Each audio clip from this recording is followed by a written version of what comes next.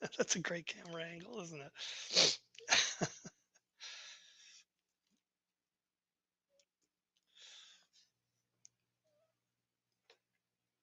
Hey everybody, David Pease broadcasting live from Studio Squim, and I have all new equipment, and clearly I am still getting used to everything here. But we'll get this together. My opponent, Alastair, today is having also having some technical difficulties. But in the interest of just getting on the air, I figured I would get this going here.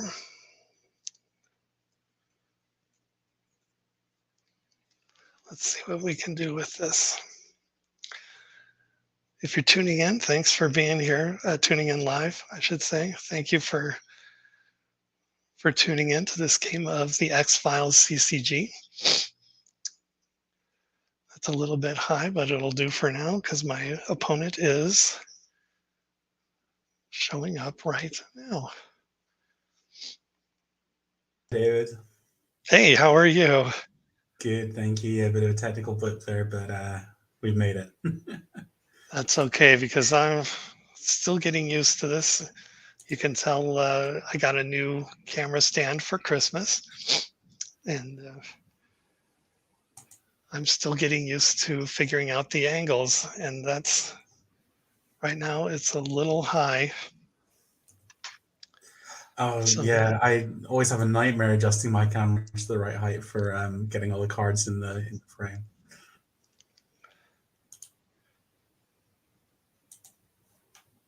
Stephen from Alien Investigations channel is here. Thank you very much for tuning in. The new equipment, well, I got a new camera, which is great because the laptop camera that's built in was having some kind of software issues and would intermittently cut out. You may remember that happening sometimes during our games. So I got a brand new camera clipped onto my laptop, and then I've got this super cool desk clamp that'll give me a better overhead. Nice little ring light, yeah. Yeah, and but yeah, I'm still getting used to where to position that to get the best possible shot here.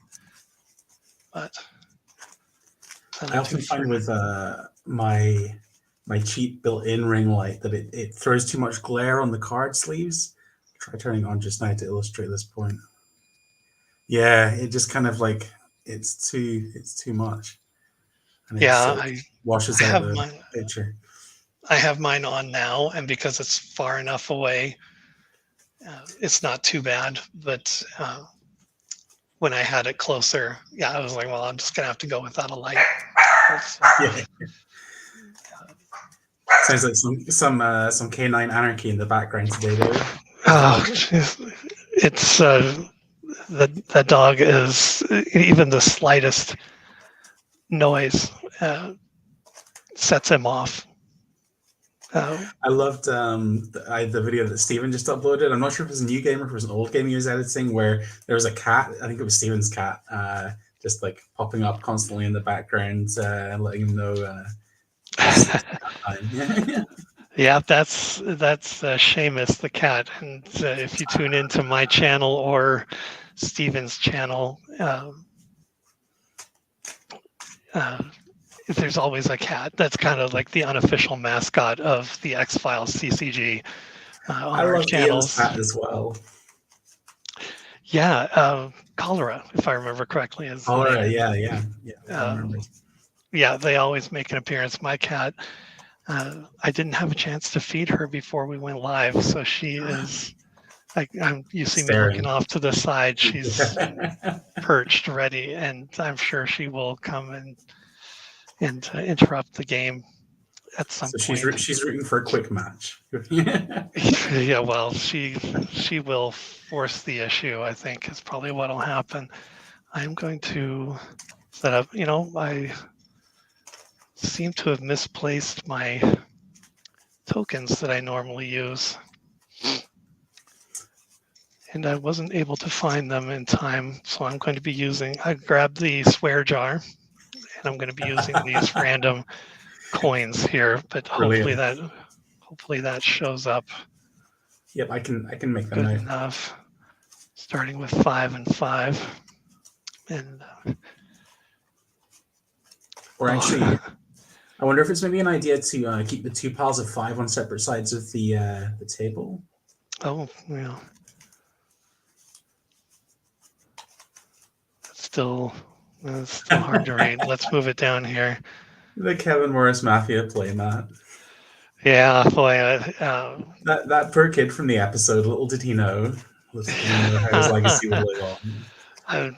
I'm kind of in the back of my mind, I'm hoping that he catches wind of this kind of thing. And I started this just kind of as a joke because Stephen, again, who's tuning in, and he has this great strategy. He's got the cards memorized. He understands the synergy of all the keywords and cards that play off of that. And he has developed a winning strategy, and it pretty much wins every time. He's got a couple in the loss column, but it works every time. And part of it is using Detective Manners, who I am taking advantage of today as well, to pull out this card, Kevin Morris. And it adds to his, whenever he plays an alien, keyword alien card, he gets an extra resource point. And because his deck is typically fine-tuned to alien investigation skill checks, he has lots of alien, keyword alien cards. So it benefits him greatly. And he has a few cards in that strategy that he uses masterfully. And commenting on the fact that I have Detective Manners here, and I'm going to be taking advantage of him. We're actually playing pretty similar teams today, David. Oh yeah, we have. Well, you've got Pendrell. You've got the ace in the hole there. Kresge and Lamina, yeah. But yeah, we probably are going for similar strategies.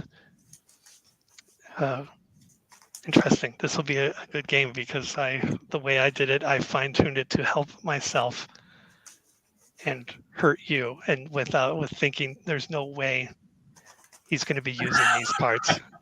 So I should have thought to thwart myself at the same time. I think it's been really rare in the games that we've played and that we see play on the channels where teams have been this similar, right? I think this is like what, because we didn't plan this, we didn't chat about our teams beforehand or anything. Yep. So pure coincidence for anyone watching that we've wound up with just an agent or two different in the lineup. Yeah, the same thinking. I'll try to wrap up that Kevin Morris story. I see you're shuffling there. So Stephen has this really great strategy using Kevin Morris and a few other cards to really boost his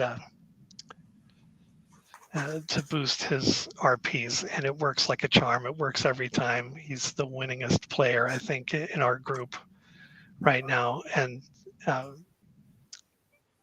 so I've started this little game of blaming Kevin Morris rather than blaming myself. So I've made up the Kevin Morris Mafia, and you'll see hashtag Kevin Morris Mafia in some of my stuff and on my Instagram there, and just kind of joking around with that and having fun with it.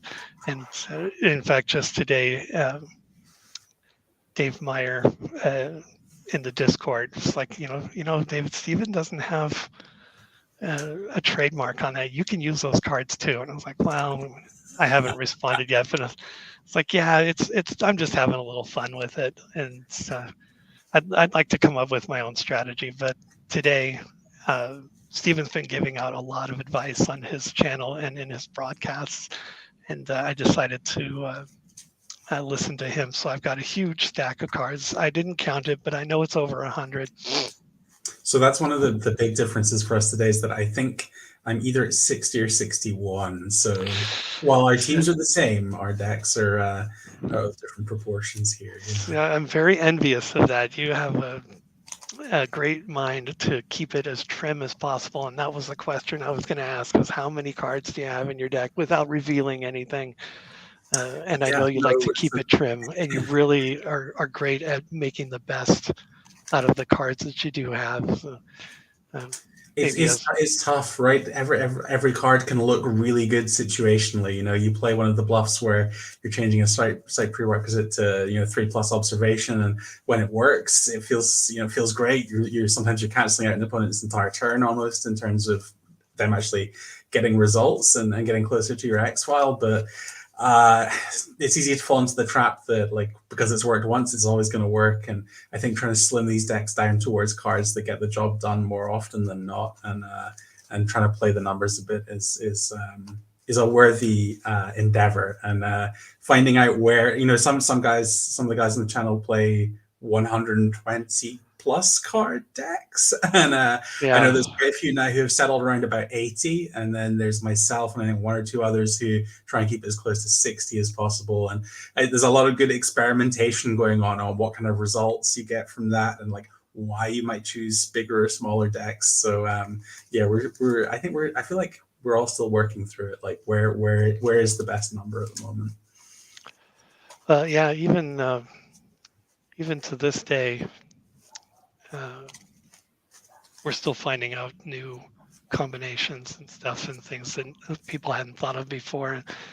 And then, of course, the fan-made cards that are coming out.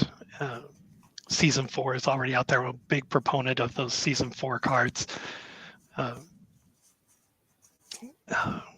There's Stephen. Yeah, he's the pioneer of the larger decks there. Stephen's absolutely got a great point here, I think, which is that so often in trading card games, you want to keep it close to 60 because you want consistency in what you're drawing, and you want to fine tune that plan.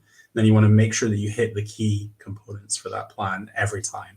But because detective manners exists in the X-Files, it can do so much due to the diverse nature of witnesses in the game, and because there's things like One Breath, and there's a good few cards in there that can help you go and rummage out other cards. I think it's like one of the few times where maybe running slightly larger decks is worth it. But I'm all for trimming all the fat that can come off and getting it as low as possible in that slightly larger size. So we'll see if it backfires on me today with David's 100 card match. Well, yeah, we'll see, and that's another part of Stephen's strategy is he's got good access to his deck. So even though he's got a lot of cards, he's able to get at them. So that's the strategy. It works, and that's the Kevin Morris Mafia for you. I think it's one thing.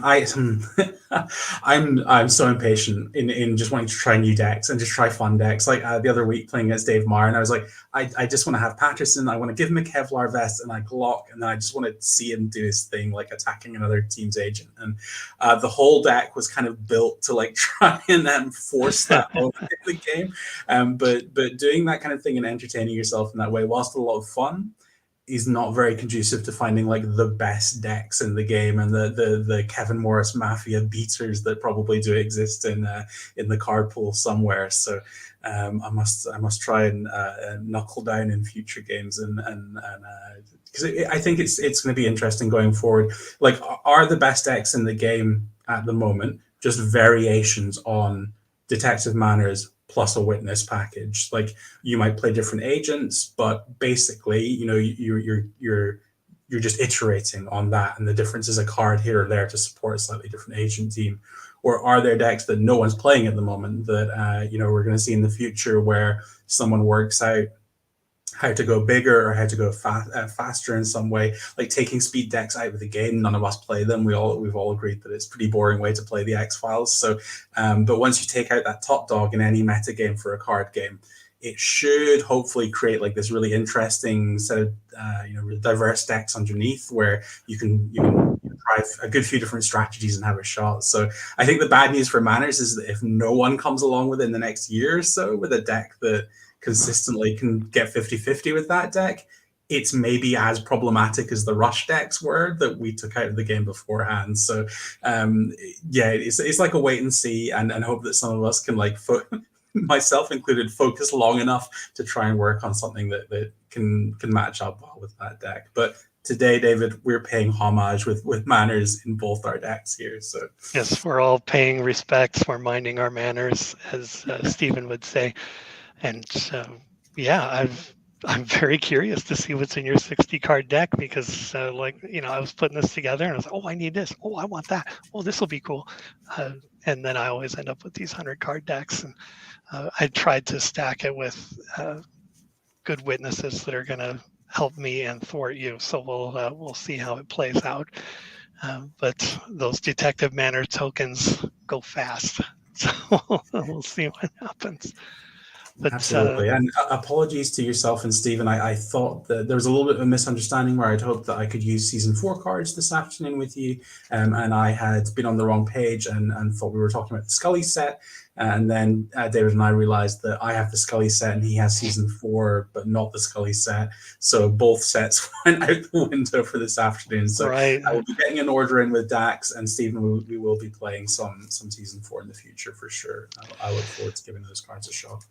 Yeah, I kind of started talking about that earlier and got distracted to see the Kevin Morris Mafia is always just going through my head. It's always distracting me, but can't say enough about those season 4 cards. This is a great game with just the commercially released stuff that you're going to see here in just a few minutes. But the fan-made cards in the community, the cards that are coming out, really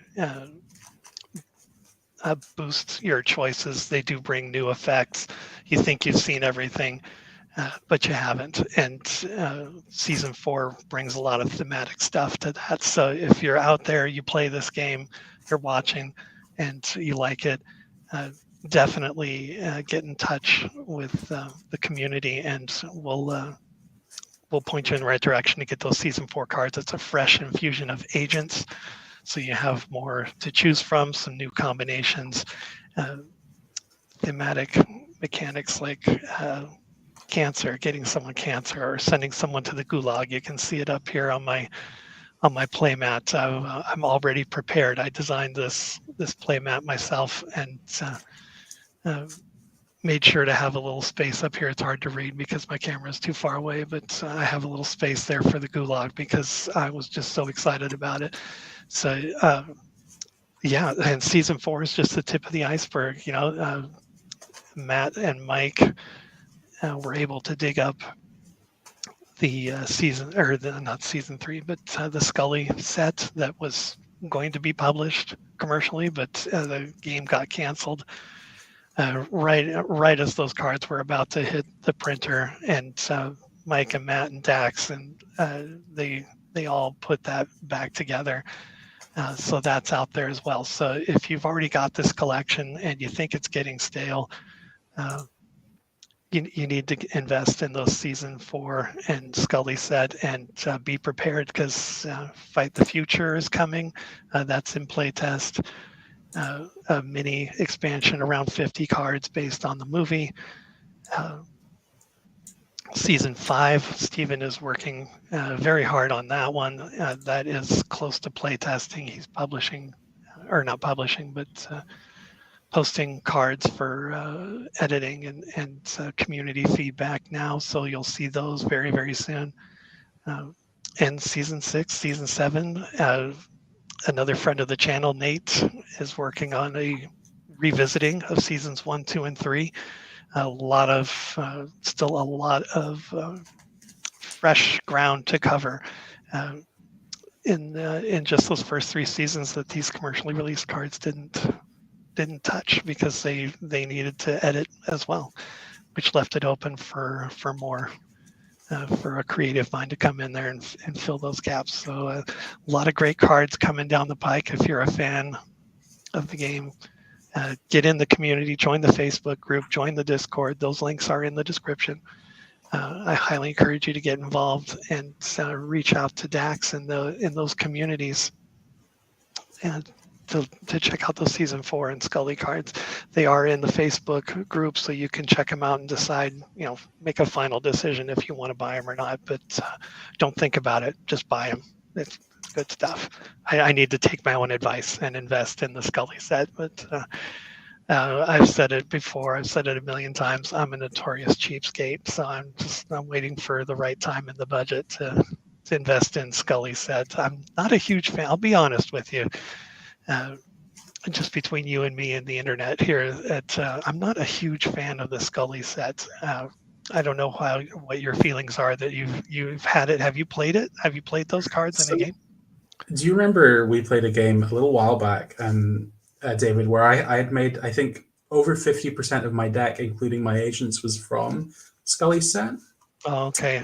That slipped my mind, but I do remember not having the set and printing a couple of proxies. Proxies, yeah. Well, talking about like kind of pushing the meta game forward, the fun thing about these sets that are being created is that they do that, right? You suddenly have access to more cards that aren't in the existing card pool, and that gives you new toys to play with to try and tune up and power up strategies that maybe just don't have quite enough tools in the commercially released card pool.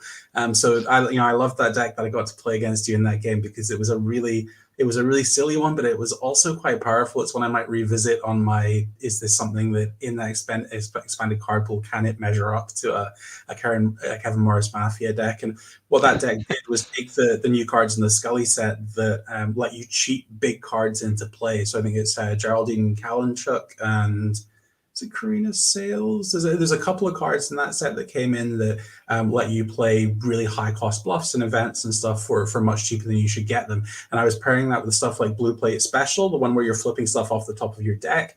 And deck construction was a bit finely tuned for that to make sure that you were hitting a lot of big conspiracy cards.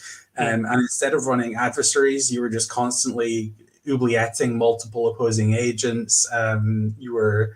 I totally agree with that comment from Stephen there, that there's a fair bit of chaff in the set, but there's some real key pieces, I think, to strategies that you can develop out of the existing card pool by adding things in. And yeah, this big stuff deck that I brewed up that was able to constantly do things like kind of relentless pursuit, people to stop them being able to draw any cards, just constantly removing agents from the game and stuff. It was a lot of fun to play, so I might dig out my scribbled list for that from somewhere next time I'm playing a Scully set game and give it another whirl, see if it's really got the goods. Yeah, I think part of my problem is I just haven't played it enough. There are some cards in there that I would like to have, and those are the ones that I printed proxies for, but I haven't felt real comfortable saying let's play a Scully set because I only have like 5 or 6 cards from the Scully set, and I haven't played it enough or really studied it to know. It felt like there were a lot of gotcha type cards that I wasn't into, where you go to a site and your skill is criminal investigation. Well, suddenly, here comes a Scully set card that changes it to medical, and there was a lot of those kinds of shenanigans that would just kind of flip the script on you. And I felt like that was kind of not my favorite thing to do, but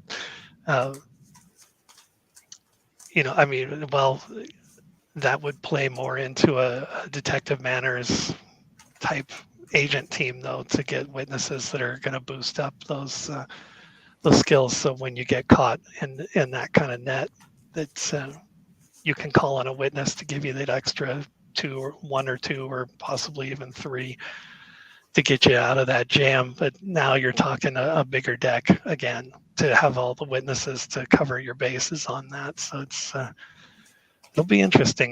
Now I'm feeling like maybe I need to send Dax a message and ask him to throw in an order for Scully set. Just just so I I am can. definitely going to do the same for season 4. That's on my agenda now. Yeah, that's worth the money. But I could sit here and talk about season 4 cards and all that kind of stuff all day. We have a match to do. It's in the morning time for me, but it's almost dinner time for you. So, which is, I think, in my favor, because I want you to be hungry and distracted and make some mistakes. But we'll see how it plays out. It's a very effective weapon to use against me, so I think you're onto a winning strategy already, David. So I have 2 coins. We're not going to do the flip thing this time.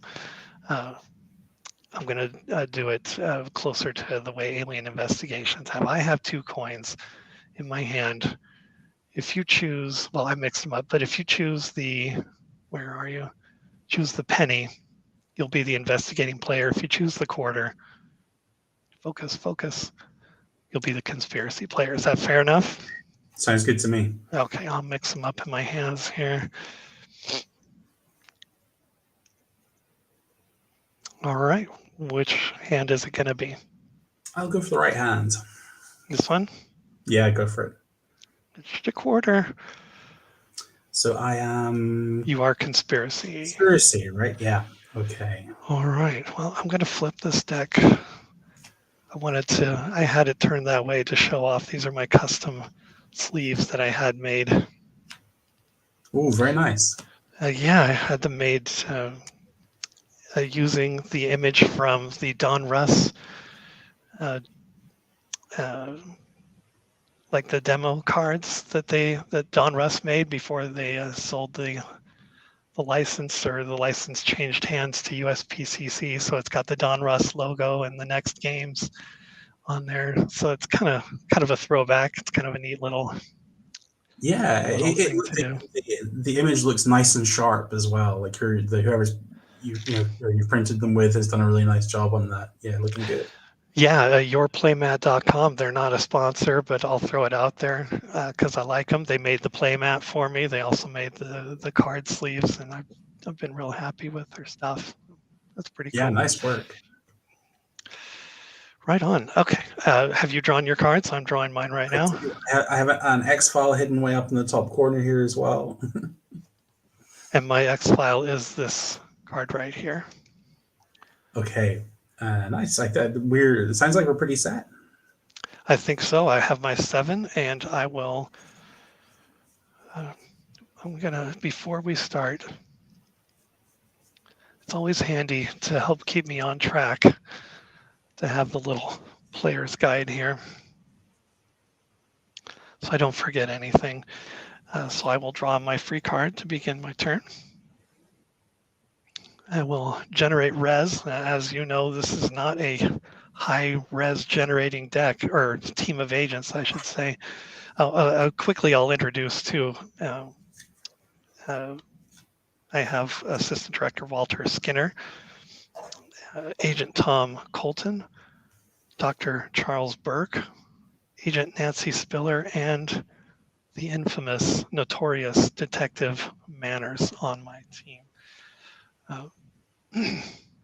That having been said, my res is, since I'll move them here to the bureau, so now that we're got introductions out of the way. Since Skinner is in the bureau at the start of the game, I'm going to have to go with the glasses here. Treat Assistant Director Skinner as a res 3 if he is in the bureau section of the table. He is, so that's 3. I get 2 from Colton, so that's 5, 6, 7, and Detective Manners is a goose egg on the res, but he pays for himself in the long run. So I'm sorry, that was 3, 5, 6, 7. To find not the most convenient setup here, but get these together here.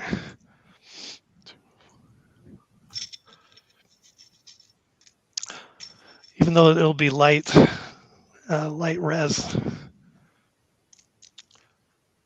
later on, that's not a bad way to start. It's a pretty good start. Pretty good, yeah. So that having been said,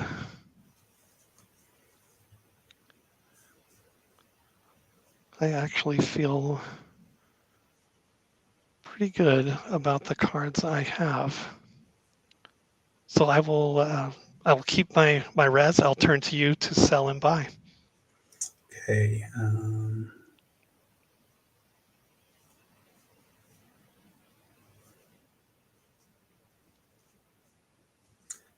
I am going to sell 2 cards, Mahan Propulsion and Sheriff Mazarowski for 4.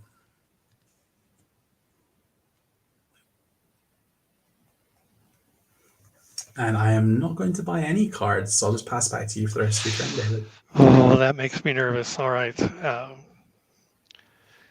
Healing phase, we're at the beginning, no one's wounded, so we'll skip that. Requisition, I don't have any cards to requisition to any of my agents, so we'll go right to deployment. And I'm going to move Colton, Burke, Manners, and Spiller to the field and leave Skinner in the bureau.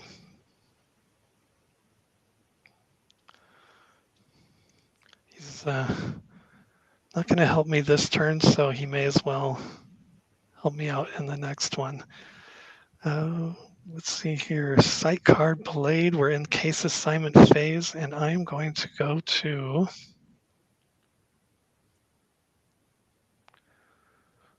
decisions. Let's go to Virgil Encanto's apartment in beautiful Cleveland, Ohio. That is not the best shot. Let's see if I can go without the ring light, because that's just a big white square right now. Hey, there we go. A little better, still too far away. I'll fix that. Still getting used to the new equipment. Virgil Encanto, now I can't even read these things. It is a computer 4+ and an affiliation question. So I'll put that there, and I will turn to you for any bluffs. I am going to place 1 bluff on that site. 1 bluff, indeed. Right. Well, I'm going to risk it. I'm going to send these 4 agents to the site. Okay. It is computer, so Nancy Spiller has 1. Manners isn't. He's there in spirit. He's there for moral support. Burke has 4, and Colton not.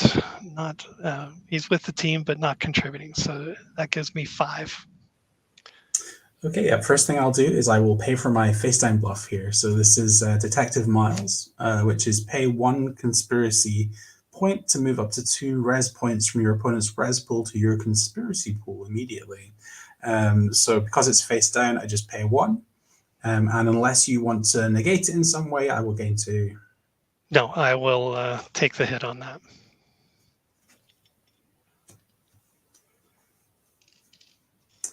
And then I'm going to follow that up with a 5-cost card, and this is going to be a face-up bluff, which is injured relative. Force 1 opposing agent your choice to go to the hospital immediately undamaged. So I would like to send Burke packing to the hospital if possible here.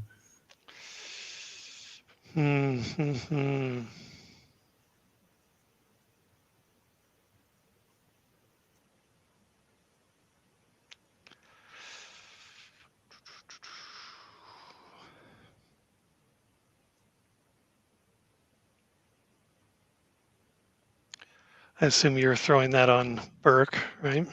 Yeah.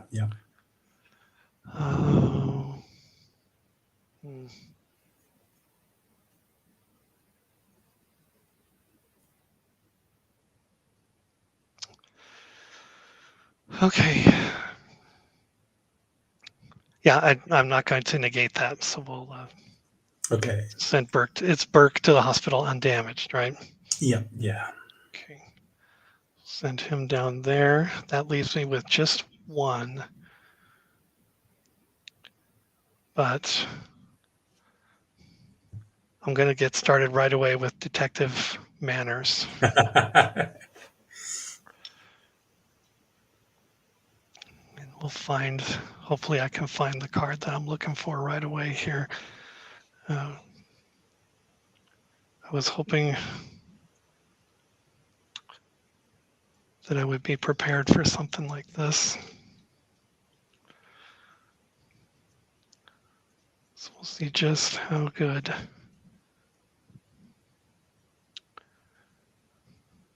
Just how good I did this. Steven's calling it before you even found it here. He says you're looking for Agent Dan. Yeah, I am. He's appreciate the help there.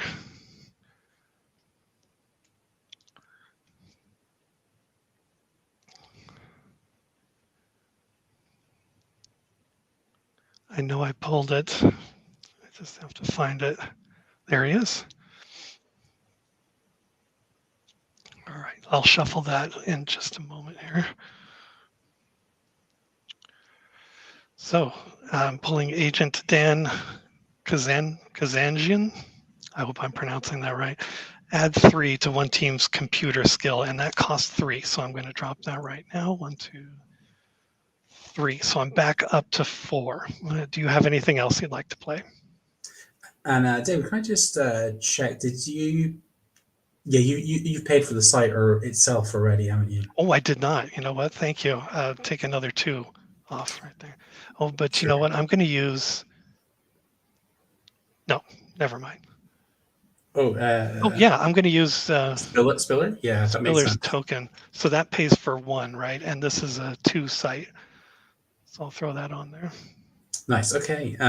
So he comes in and I'm not super familiar with that witness. Is it just straight up ++3 in discard or? Correct. Yeah, there's no resource or anything. Just add 3 to a team's computer skill, and then once the skill check's done, he's gone. In that case, you got it. You're gonna get your question in here. There's no stopping that witness coming in there. Awesome. I don't know why I put a token on here. Put that back. Great. So an affiliation question right off the bat. Affiliation's my favorite one to ask too. Is your affiliation evolutionary? My affiliation is not evolutionary.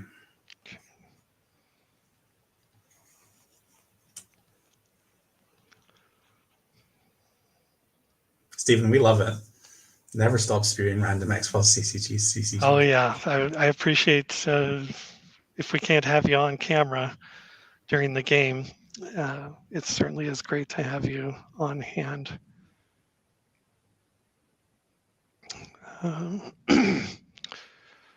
So with that in mind, let me just read up a card here real quick.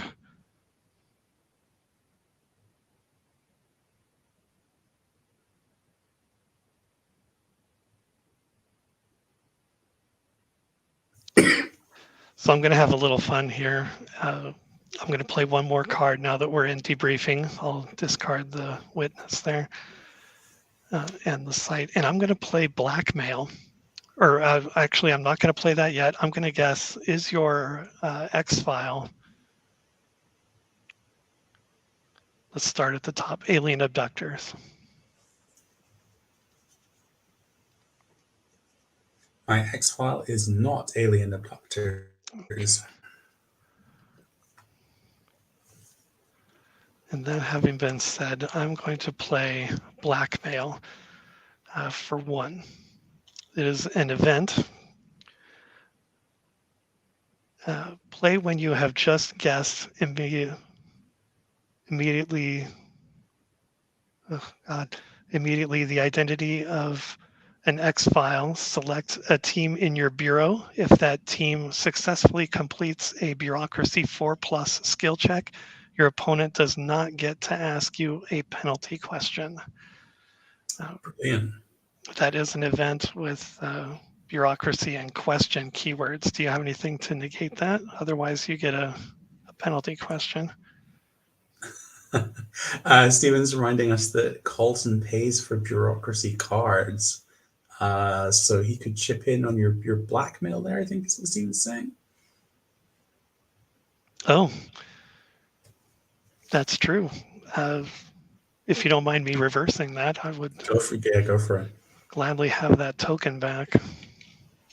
No, there's nothing I can do about that. So yeah, awesome. I love to see it blackmailed. Okay, good. So I at least got a little bit of a freebie. Maybe save something like that for later when you've got a better chance. But I wanted to just go ahead and play that rather than having to discard. That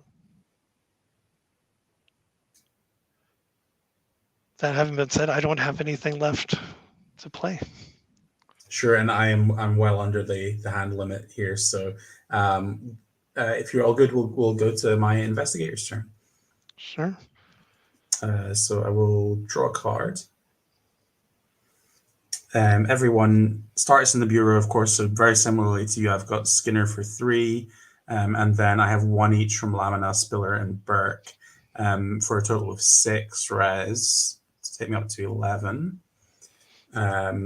I'm going to use 2 of that straight away to play Friend in the FBI. And I will do the usual and immediately take 2 off it so that it pays for itself. And how many cards do I want to buy? Quite a few, I think, is the answer. We're going to buy 5 cards.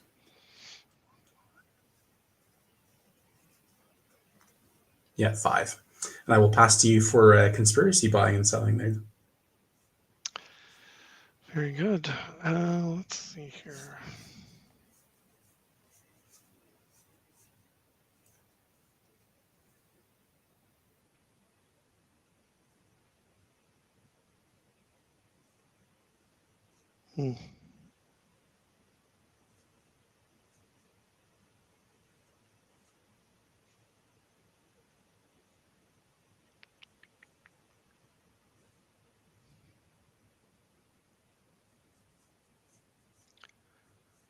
I am. Ooh, that's a big risk. No, I'm not going to do that. I am going to stay with what I have. Hey, Jonathan, thanks for stopping in. Okay, nice. So on to healing. Nothing's happened yet, so there's no healing to be done. Requisition, I have the dream turn 1 play here, in that I am going to pay... in fact, first of all, I'm going to pay 2 to play a hard evidence to gain 5.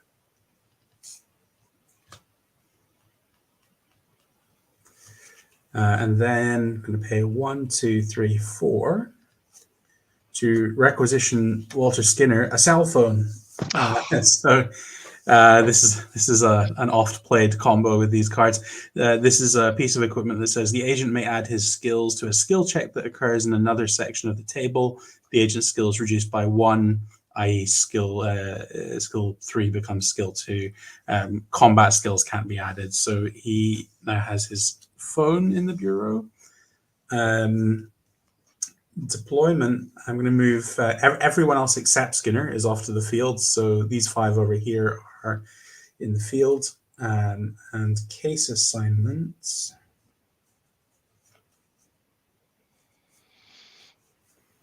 I'm going to pay 1 and Nancy Spiller's token here to play Psychiatric Hospital in Richmond, which is Computer 4+ method question site. And I will pass it over to you for any bluffs you want to lay face down here, David. Indeed.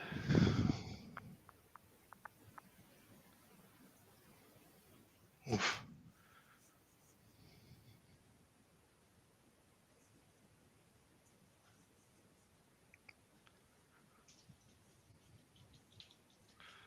Let me just quickly review something here.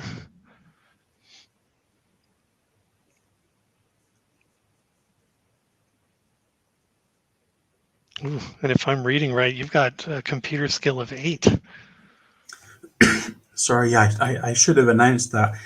Burke has 4, Spiller has 1, Lamina has 3. Yeah, for a total of 8.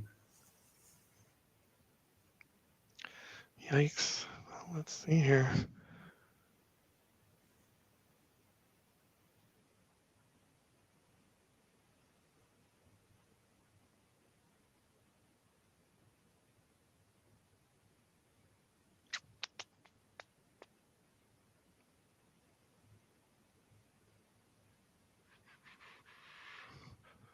Bit of an error on my part, but I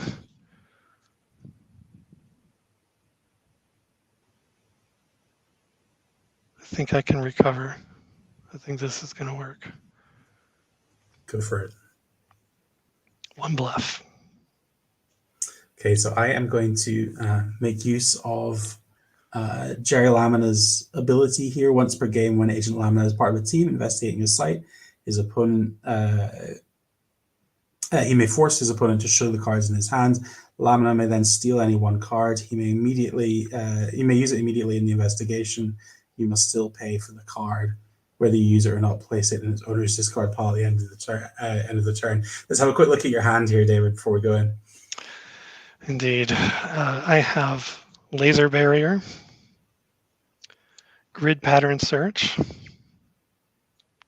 Dr. Jeff Early? Yeah. He adds 2 to a team's computer or 1 to a team's sciences. I've got a site, Mount Avalon, and another bluff, Section Chief Joseph McGrath. Okay, and McGrath is the bureaucracy. Force 1 agent your choice back to the Bureau immediately. The agent may not contribute to any skill check this turn. So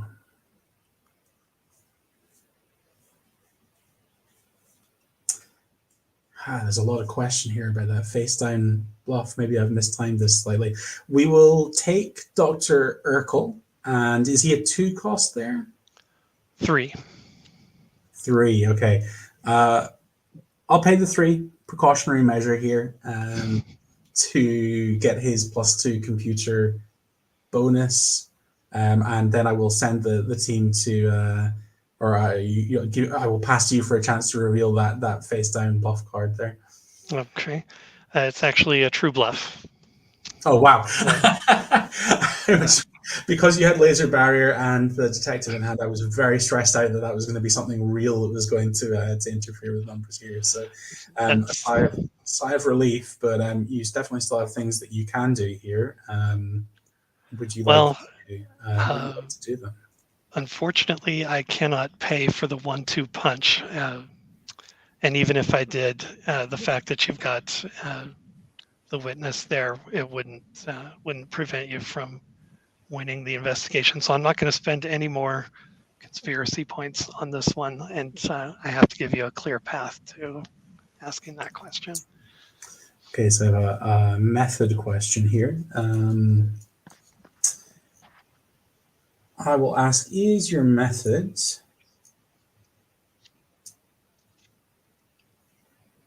violence?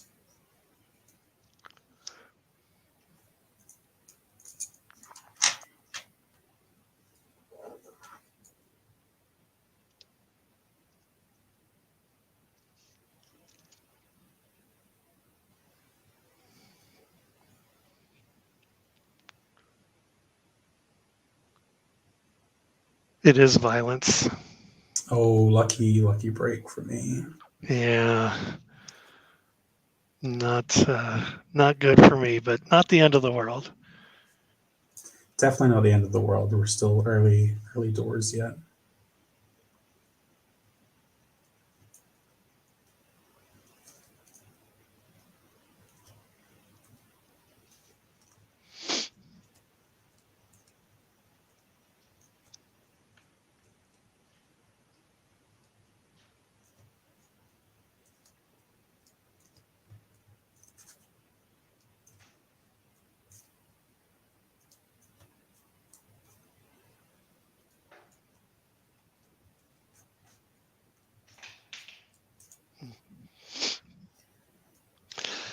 Oh, a little celebrity peanut gallery here. Not only do we have Stephen and Jonathan, but Dave Meyer has joined us. It's a Guys, battle of the thanks so much manners. for hanging out. Thanks so much for hanging out. Yeah, bad. Me and Dave were talking about this when we were playing the other week. The particularly the text on the actual X-Files cards themselves is pretty diabolical to actually read. Okay, so I have had my method question and learned that the method is violence, but I don't think I have anything else to do in the turn. So yeah, witness MVP. Yeah, a stolen witness this time, but still witness. They gave you like a powerful 10 for that skill Yeah, check, didn't it? a really nice cushion. So I will send my site to the discard. I have 5 cards in hand, so I'm good for the debriefing. Are you good on discard, David? Yes, I have 4. And in that case, I will pass to you for your turn. Very good. I will start my turn with my free card. Where was that card when I needed it? They always show up at the most inopportune moments. They usually do. But that having been said, well, no, I'll hold on to that. Generate res. Skinner is in the bureau, so he's 3. Spiller is 1, so that's 4. None from Manners, and 2 from Colton. So that makes 6 for me. There's 2, 4, and 6. Such a bummer to not have those tokens in my extra phone. To purchase, I am going to buy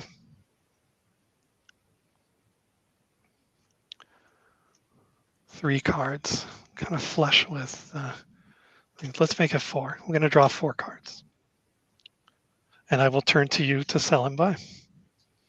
Okay, I'm going to sell the psychiatric hospital for 2 because we've already learned the method, so it's not so useful. And the ever ready to be sold Nurse Owens for 6 for a total of 8.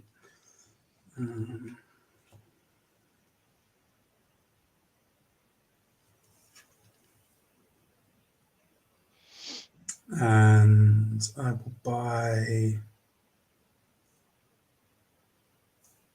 6 cards with that one.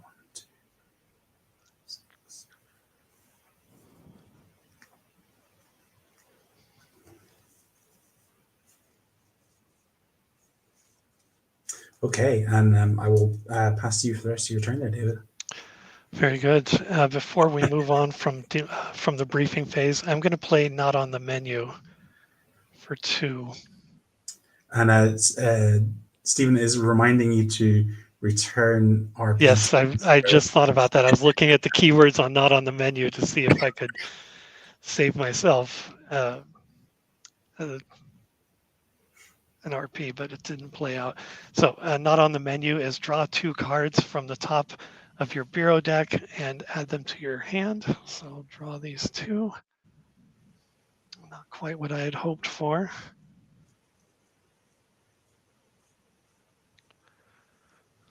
Oof, I'm going to have a tough time at debriefing, I think, but that takes care of that. Moving on to healing. Burke is in the hospital, but not wounded, so no healing there. Requisition, I'm not going to requisition this time. Deployment, I am going to move Burke back to the field, and I will leave Skinner in the bureau at this moment. Case assignment. We are going to Mount Avalon, Washington. This is Sciences 4+, and I ask a method question. And I'll pay Oh, how much am I going to pay for that? I'm going to pay just 1 for that because I'm going to use Nancy Spiller's token. Sure. This is a weird game because usually at these moments when we're like ramping up towards someone going to a site, I'm desperately using Yoast's site to look at the stats. But in this game, I'm looking at my own table because our teams are so similar. I can just read the stat line off the card in front of me rather than turning to the monitor. So, time saver. Anyway, are you good for me assigning buffs here, David? Yes, sir. I'll turn to you. So I'm going to put 2 face down bluffs on that one. 2. Okay.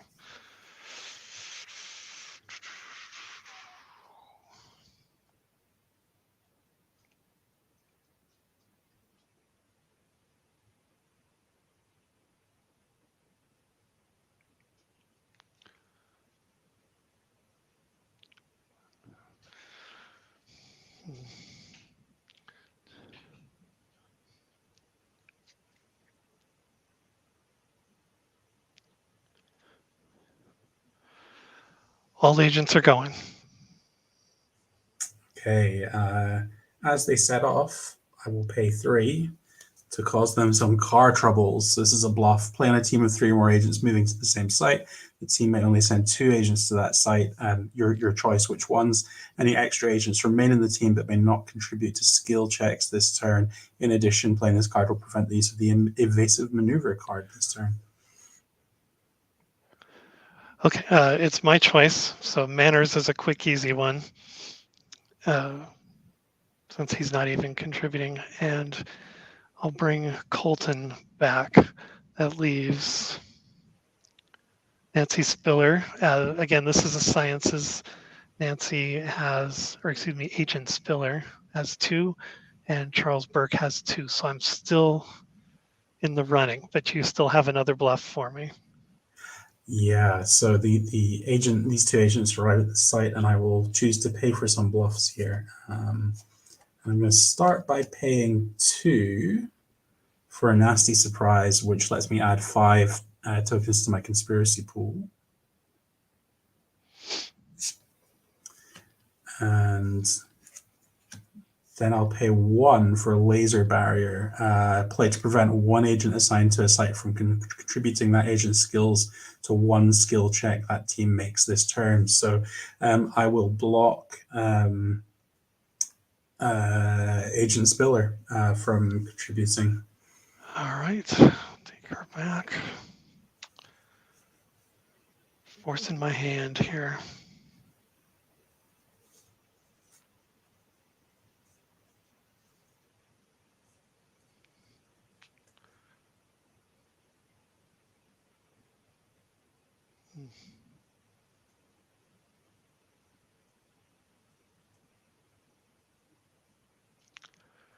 I have a manners token. I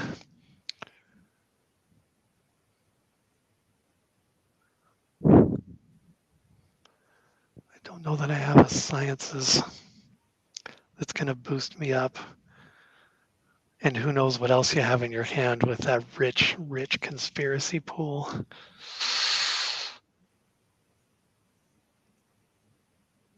But I really want to ask a question. No, I'm going to resist. I'm going to keep manners as token. I've got another use for that, so I will fail the site. Okay, a bit of prudent planning ahead there.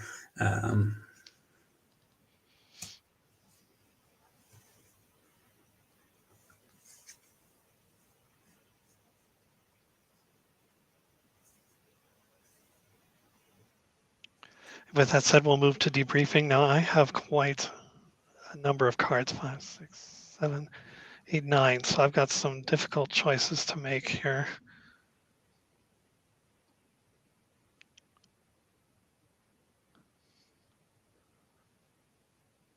Only 2, so it could be worse.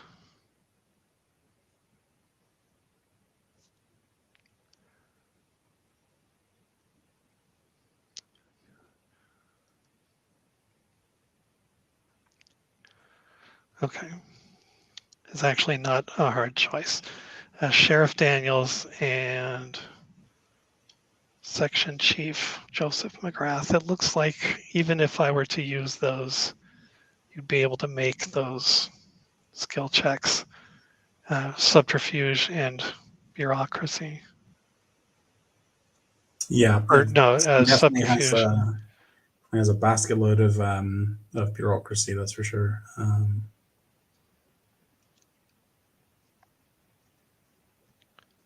Yeah. And I am at 6 cards, so I'm good for end of turn discarding. And if you're all ready, I will draw a card to start my investigator's turn. I turn to you to start your investigation. Okay, draw a card.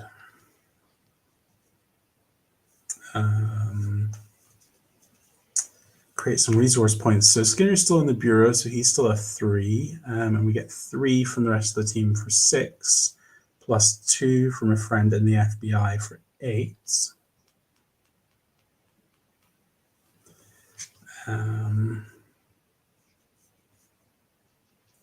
And I'm going to draw...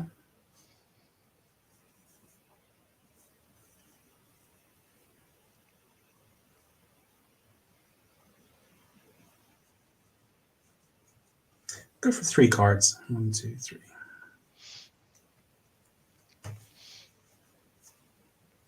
And I will pass to you for selling it and buying conspiracy cards. All right, I am going to sell Grid Pattern Search for 2. And I will not be purchasing any. Oh, interesting. Okay. I do. No. Oh, well, no. Go ahead. Sure. So, no healing to be done. No requisitioning this time either. But I will deploy. In fact, deployment is going to stay the same. Skinner's in the bureau, the rest are in the field. So just onto case assignment.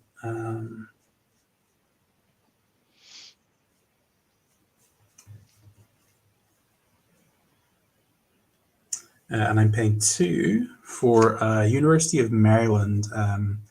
So this is criminal investigation 4+ with a result question. Would you like to place any bluffs there? I would. And actually, I should ask to be fair here. Would you like a breakdown of the criminal investigation stat line on my team here, David? Oh, you can do that when you get to assign the agents. You can tell me that, but I think I have it. You're looking at criminal investigation? Yeah, criminal investigation or 4+ here for this one. Okay.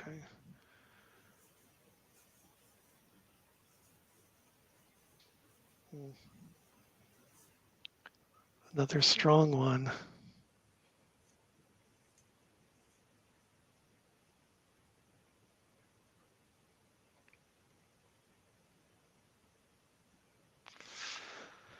This, of course.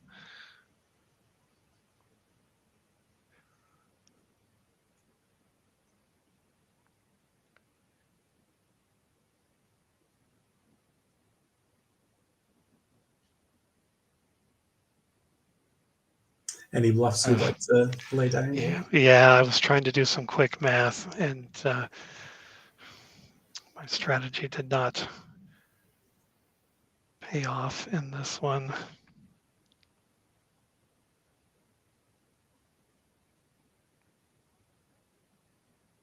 Oh, this might help though.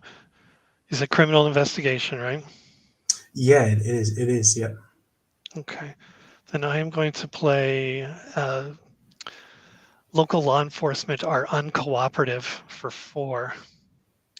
This is negate 1 keyword criminal investigation card. Okie dokie. I don't think that I can, is an. yeah, I don't think I can do much about this actually. So, so yes, it's an event, right? And it just straight up just negates a criminal investigation card. Yeah. Correct. Yeah. Yeah. Yep. No, that gets rid of that. And in that case, I guess I just zoom forward to the end of the turn. And 1, 2, 3, 4, 5, 6, 7. I have to discard a couple of cards here. I have 5, so no discard.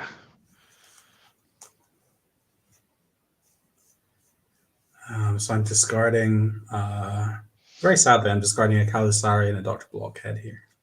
Oof. And I will pass to you for your turn. Very good. A little compliment from Stephen. Thank you. That's yeah, that was not one we see very often, or I don't recall seeing it that often anyway. So that was nice to have that handy. That having been said, I will start my investigation by drawing a card, and I'm going to replace Nancy Spiller's token. Generate res. 3 from Skinner since he's in the bureau. 1, 4, 5, 6, 7. Another valuable turn having Skinner in the bureau like that. Definitely.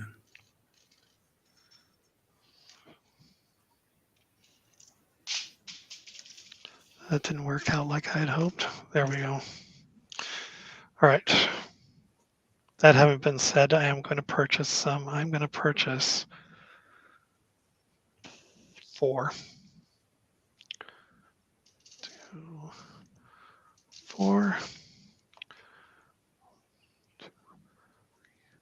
4. And I will turn to you to sell and buy for conspiracy. So I'm going to sell a shotgun and another Nurse Owens for 12, which zooms me all the way up to 18. And I'm going to buy 8 cards here. Am I? Yeah, 8.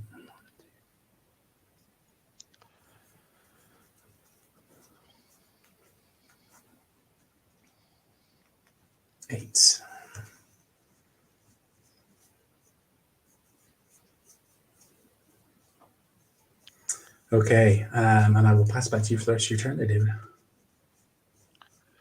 Very good. We'll go to healing, and everyone is in full health.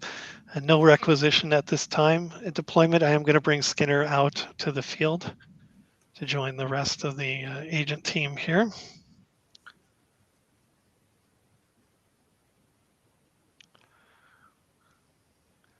And for case assignment, I'm going to go to Franklin, Pennsylvania. This is a criminal investigation 4+, and key question is method. I will turn to you for any bluffs.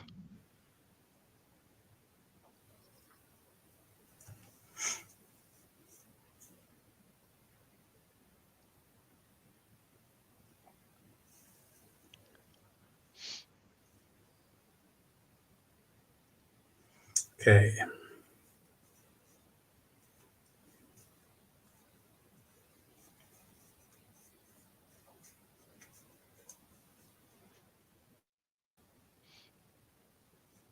Comment from Dave Meyer, the local law enforcement card that I played, and he is saying the conundrum both don't get enough love there. Definitely, they could be real workhorses.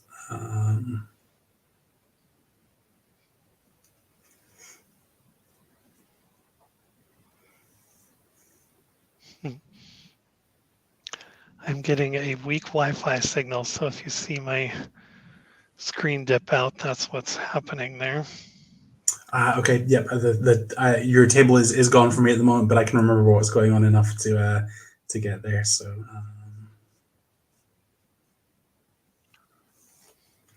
Okay, so I'm going to our agent team is so similar. Yeah, it makes life a bit easier. I will place 2 bluffs on the site face down. Ah. 2 bluffs? Oh. I've completely lost my camera, so I'm going to quickly reset this here. Unexplainable time loss in real life.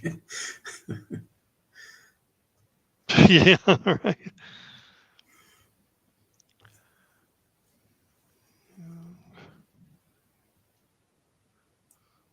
Oh, looks like you're back. Let's see if I'm back, but in the wrong perspective. There's 2 of you, doppelganger. Yeah, one is quite enough, I think. It's a real life X-File.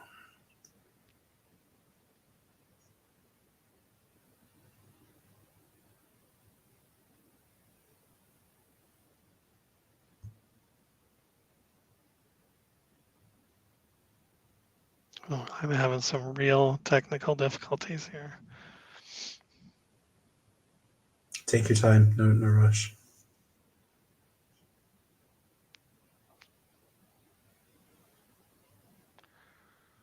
Dave, Stephen, what do you want to chat about? What's the weather like in the States today? It's miserable. I still have snow on the ground here. Do you guys know the word dreich? It's a good Scottish word. It's like when it's grey and just wet and rainy and damp, and it's a proper dreich day here.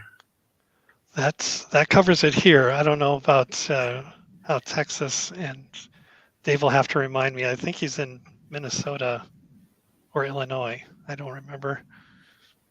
Very cold. Yeah, I remember when we played it, it looked like it had been snowing outside your house, Dave.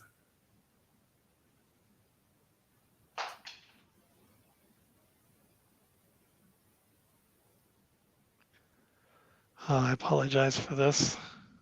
No worries, David. This I think technical issues have plagued all of us at some point or another. -10, yikes. I hope you're inside beside a radiator with a big mug of cocoa or coffee or something in hand.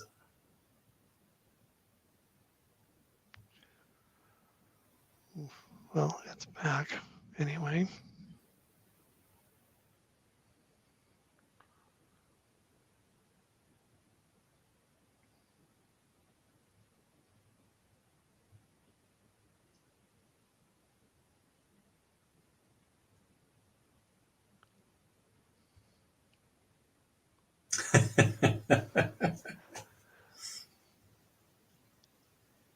Discard a token to send one equipment card to the discard. Sounds good to me. All right. Let me bring this on so I can make sure that I am aligned. Oh.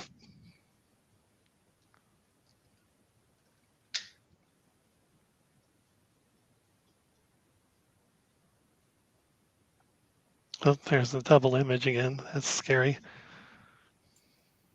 Come on, little buddy. There we go. Oh, that's looking good. Okay.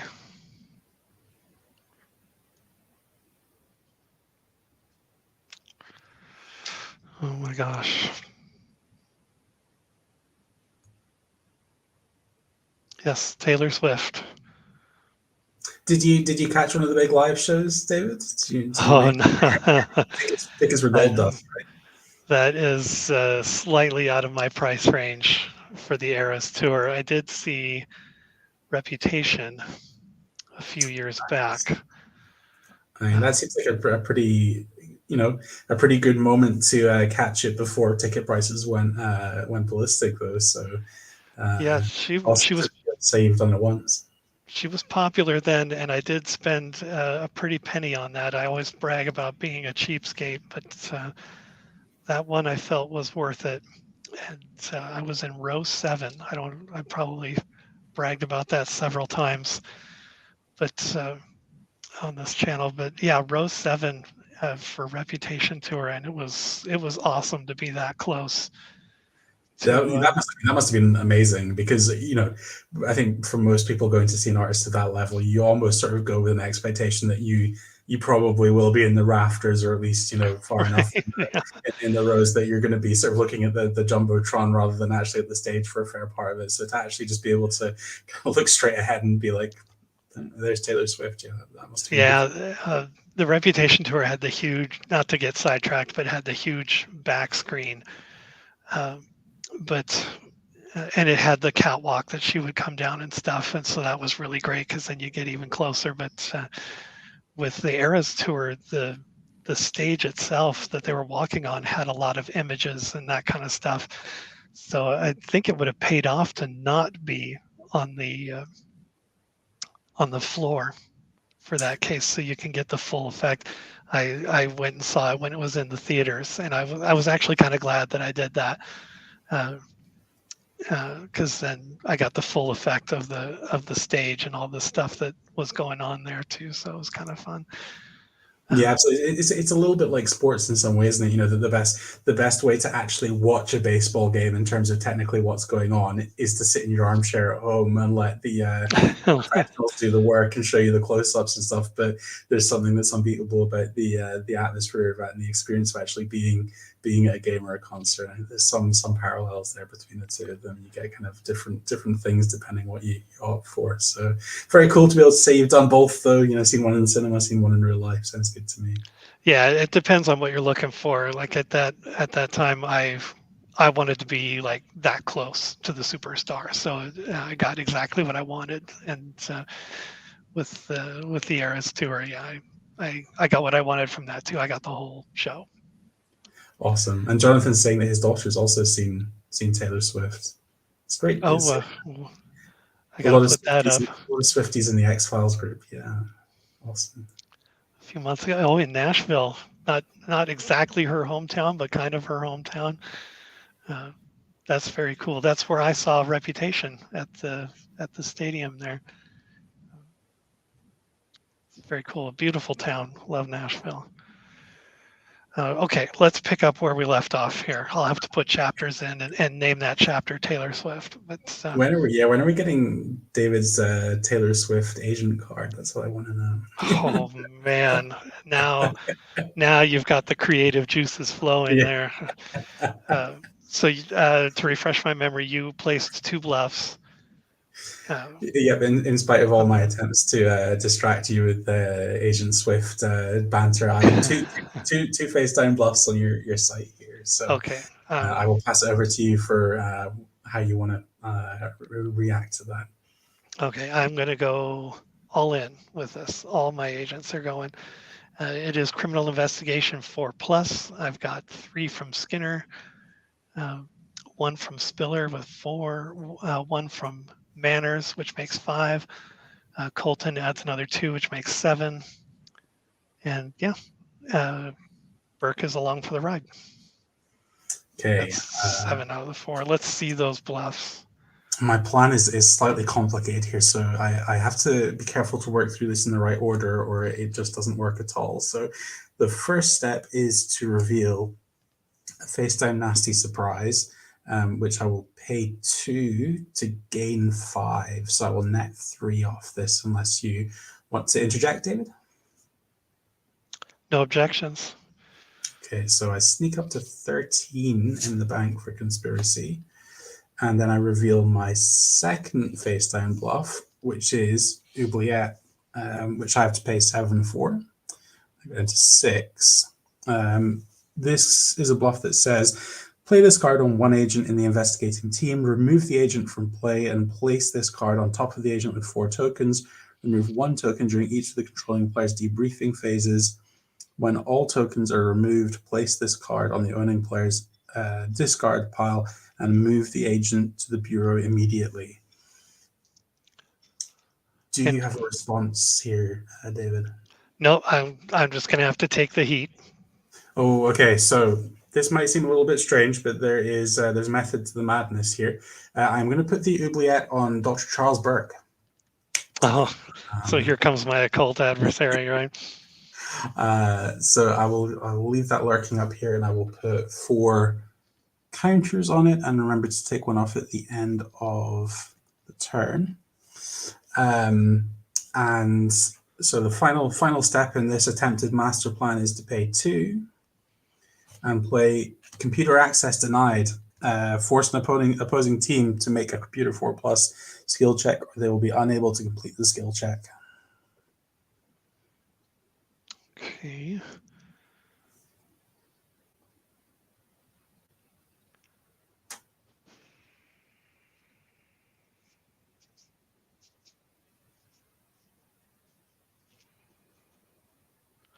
I'm going to quickly look through here. Yeah, I used my, or you took my computer guy.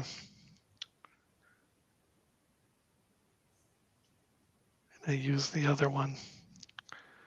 And I sold grid pattern search. So I know I don't have any witnesses that are going to help me with my manners token. So great news, I get to save my manners token for the next round. But I don't have anything to stop that. Okay, lucky break for me. So I will send that to the discard pile, and that ends that site investigation. All right. Move to debriefing, and once again, I find myself with quite a hand here. I am also needing to discard here. I'm at 9, so I'm going to.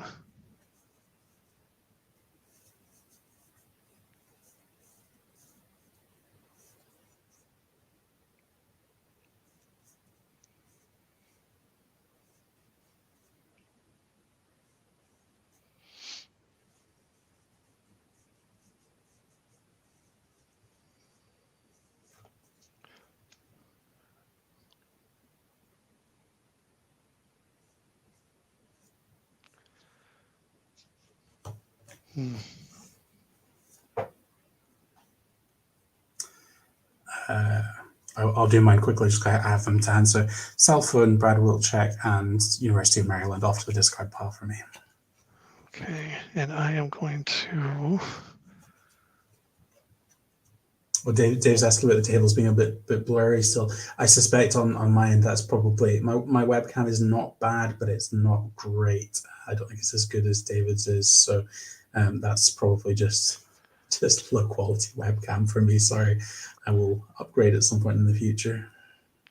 And mine is probably just too far away and not auto-focusing. Oh no.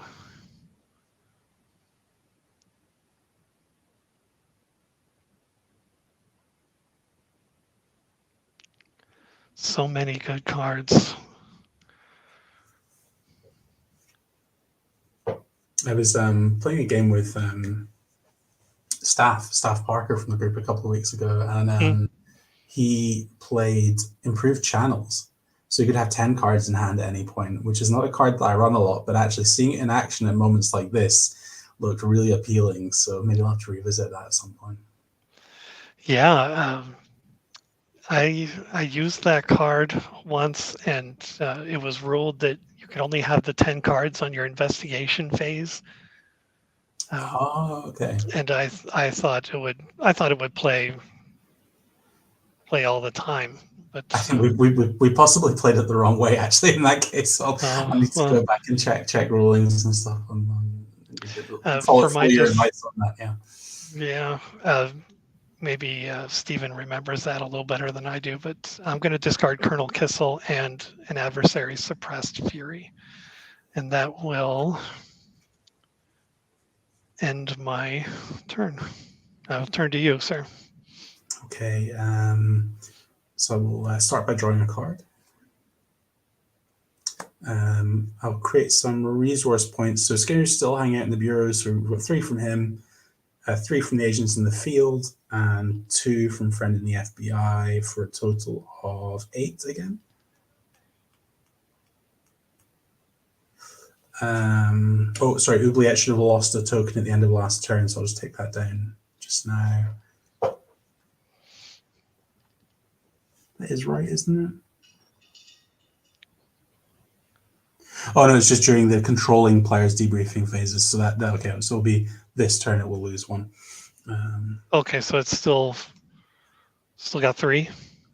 Still on 4 at the moment. So we've not hit the end of one of my turns for one to come off. Yeah, that seems very good. I suppose you're paying a lot for it, but okay. So yeah, generated res, buying cards.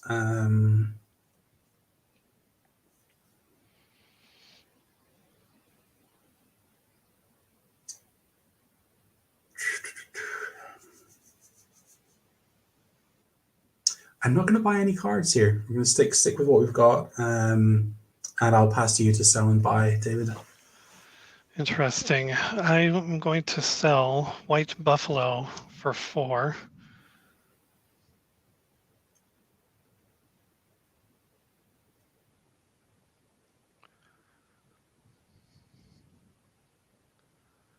Then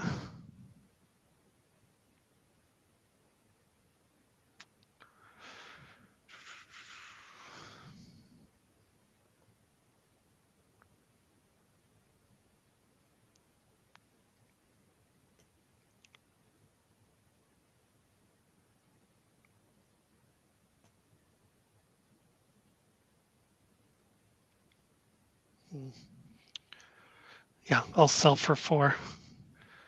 Sure. Takes me up to 7, and I'm not going to purchase any. So I'll turn back to you. Okay, no healing to be done. Nothing that I want to requisition out. I am going to pay 3, 1, 2, 3, to play Michelle Jenneru, who is the Kevin Morris of this deck. So this is the witness resource, adds 1 to your pool every time a keyword computer or bureaucracy card is played. Slot it there.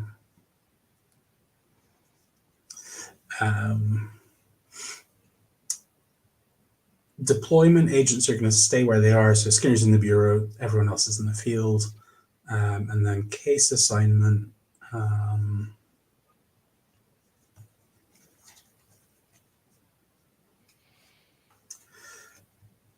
Pay 2 to play Ellen's airbase, but we will gain 1 of them back because it is a keyword bureaucracy card. It's back up to 8. So this is bureaucracy 4+, and I can ask an affiliation question if I succeed here. So I will turn over to you if you have any bluffs that you want to run out here, David. Bureaucracy.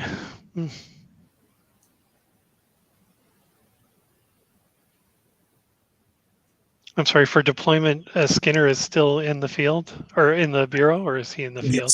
Skinner's still in the bureau. He's got his cell phone to hand, so he will be chipping in 3 from the bureau for this one at the moment. For bureaucracy, he'll be bringing 4, right? The cell phone reduces it by 1. Oh, that's so, right. Yeah, he's got a little bit of a negative. Yeah, I'm going to put 2 bluffs down.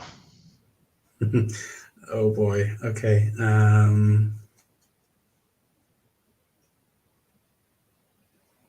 Got to give this a whirl.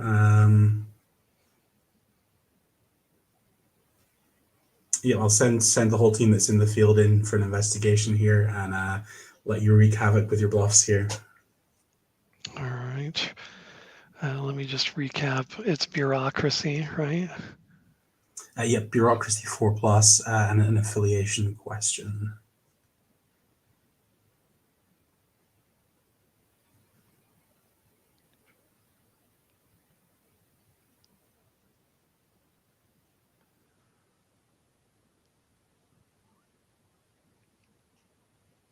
Okay. First is going to be unnatural aging. That is printed cost is 5, but it was upside down, so 4. And we're familiar with this one.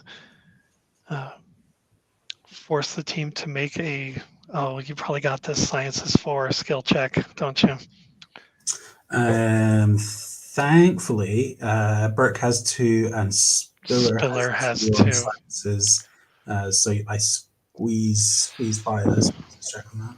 Shoot, I played those in the wrong order. Shoot, well, yeah, you make that, and I'm not going to pay for this second bluff. It's laser barrier. Okay. Yeah. No point. Yeah. No point. Shoot, a game error on my part, but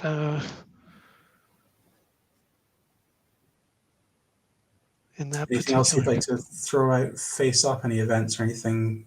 Anything else cooking?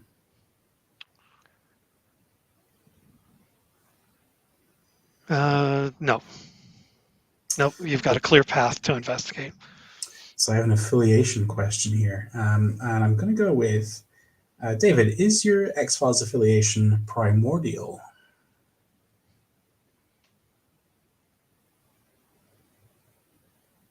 It is not. Okay.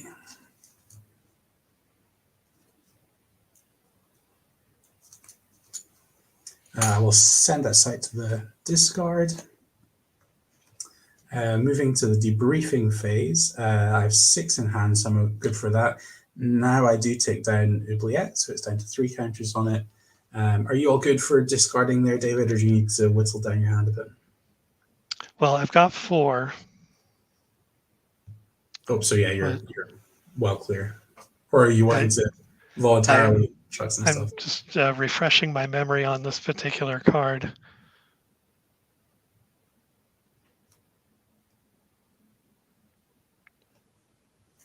I'm going to play Rejuvenating Caves for 2. Seems good. And I just have to find, hopefully I have 10. Yeah. Oh,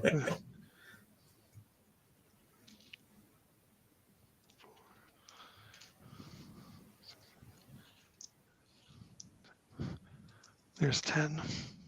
Okay.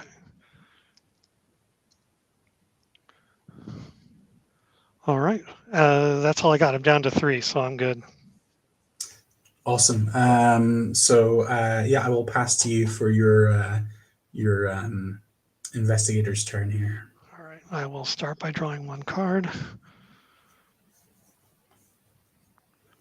And then Rez, Skinner is out in the field, so he's just 1, 2, 3, 4. And Burke, or not Burke, yeah, Burke is in the oubliette stage there, so 4 it is. And I'm going to purchase, I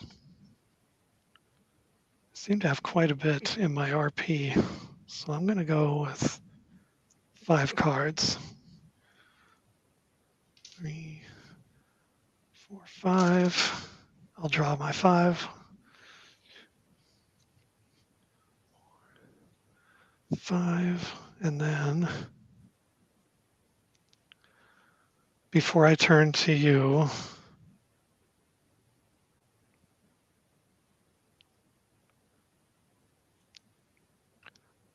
I am also going to play Michelle Generou. Stop. 3. So she's going to help me out. As Dave Meyer pointed out, it's been a very defensive game, so I was hesitant to use my last manners token to get her out on the field, but she popped up there. Sometimes you just draw into him. So I was lucky. I'm also going to play a hard evidence. Add 5 tokens to your resource pool. It costs 2, so I'll net 3 back. Seems good. Ooh. All right, and with that, I will turn to you to sell and buy. And so I'm going to sell Aurelius Belt for 2 and a Deep Throat for 5 for 7. Selling Deep Throat? 4 on card. He's not super fun. So I'm gonna draw 4.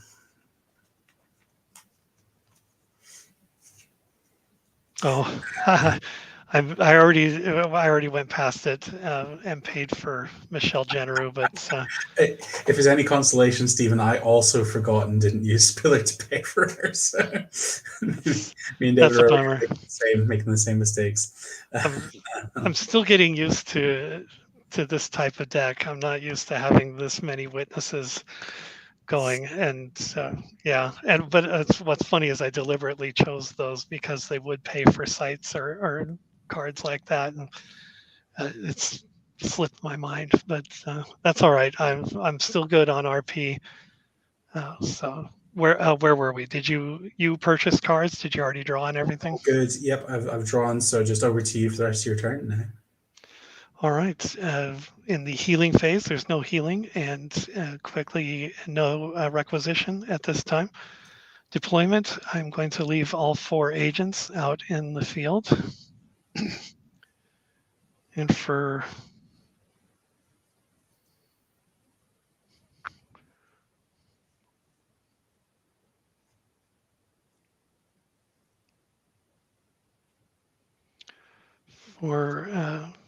case assignment,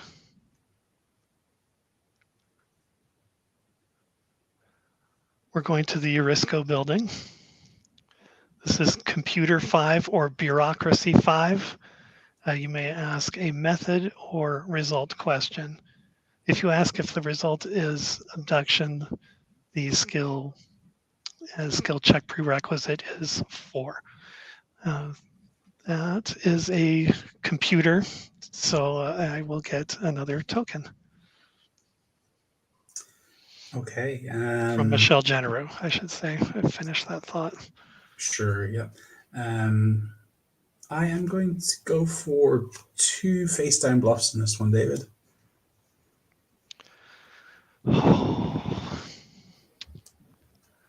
You have too many bluffs in that deck.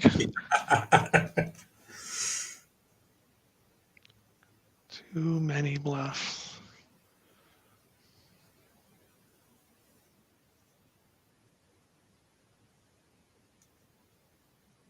And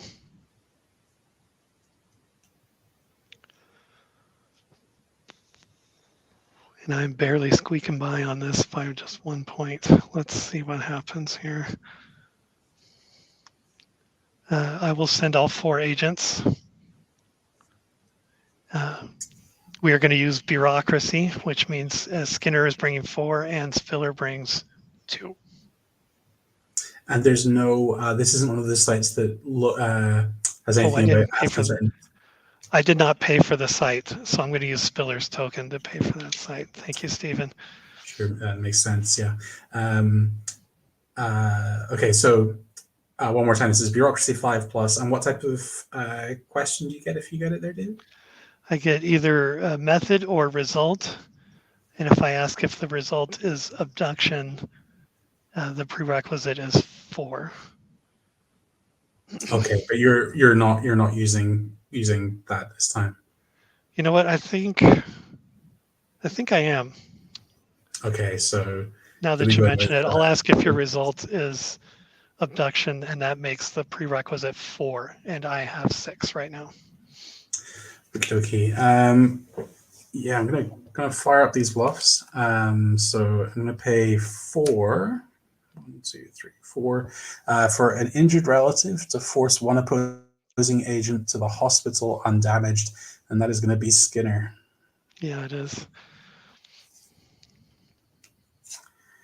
And second bluff, I will pay 1 for a laser barrier to prevent Nancy Spiller contributing to this skill check.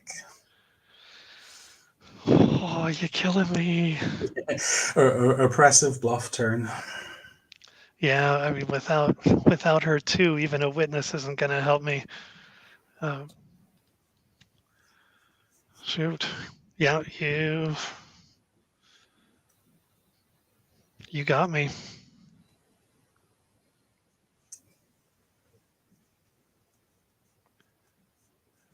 What are the keywords on that laser barrier, just out of curiosity? Keywords: bluff, phenomena, and activator's conspiracy. Okay. Yeah, I got nothing. I was grasping at straws there. Always worth a look. All right. Yeah, I failed that investigation, so I will continue on. For debriefing, I have 6, so no discard from me. I also have 6, so yeah, same number, and no need for discard. So if it's all good with you, I will start my turn by drawing a card.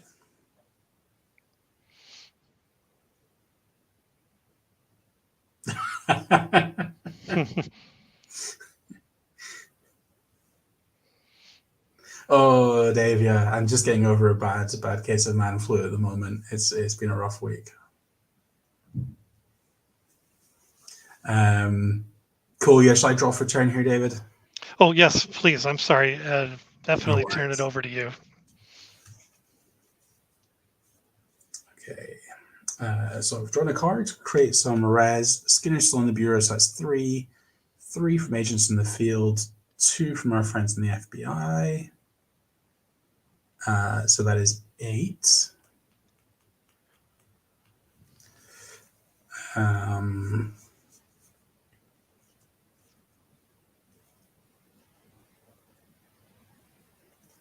and I'm going to pay 5, so down to 11. Draw 5, 3, 4, 5.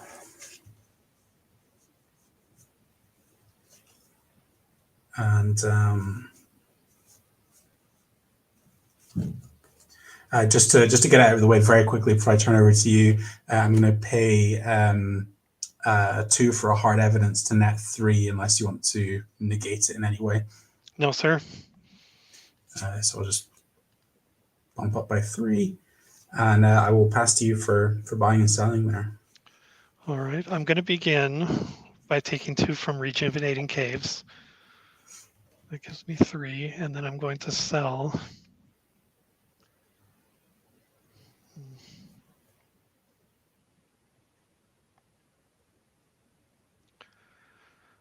Two cards.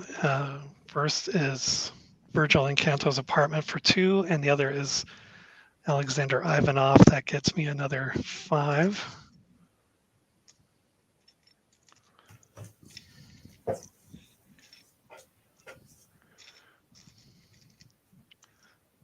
So that takes me up to 8.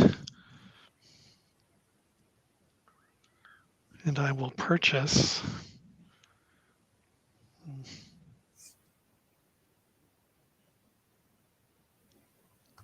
2.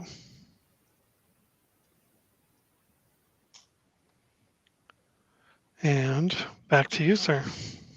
Thanks. I'm going to be distracted by Dave Meyer just quickly before I start ahead here, because I just realized I used the phrase man flu, but do you guys use the phrase man flu in the States? I have not heard that, I don't think. What does that mean exactly? So, man flu is a really fun one. So in the UK, like if you're like a husband who's like just kind of basically got the sniffles, and you're feeling mildly tired with a cold, but you're going around acting like you're about to die, and you're like scrawled, you're like, oh, then your wife would tell you had the man flu. It's kind of like a slightly like derogatory way to be like you're not as sick as you think you are, kind of thing. So there you go. Well, we don't have the man flu. Yeah. we don't have a name for it, but it's definitely a pandemic over here with man flu here in the United States. Yeah. Fantastic. Sorry. Anyway, I will return to the game now. So moving out of the briefing phase, no healing to be done. I'm not requisitioning anything out to anyone. Deployment, everyone has to stay where they are. So Skinner's still in the bureau, rest of the team's in the field.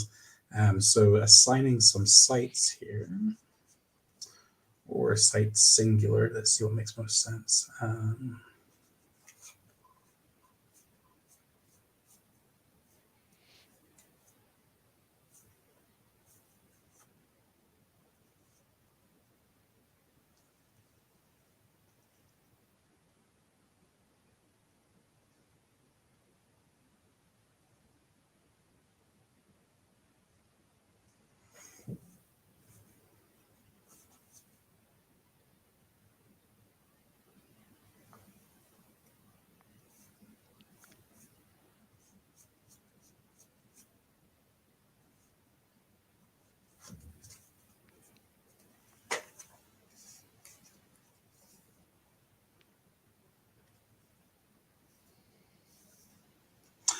Can I get a ruling from chat or from yourself if you know the answer here, David?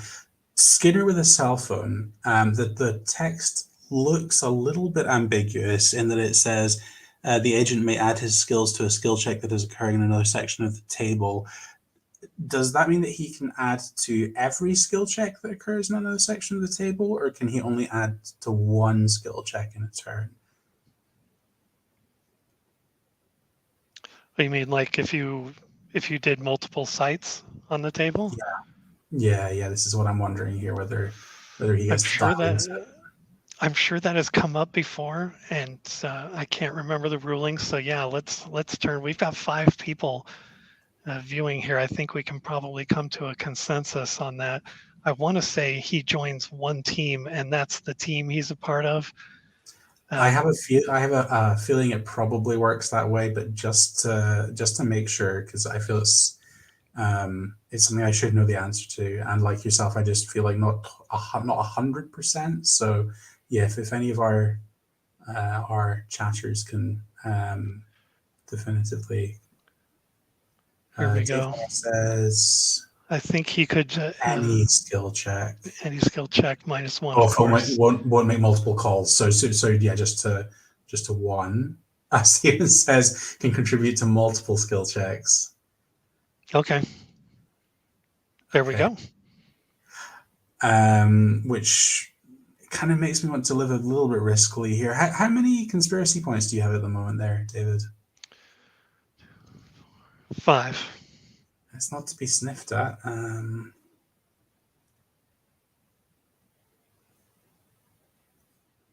But okay, let's give this a whirl.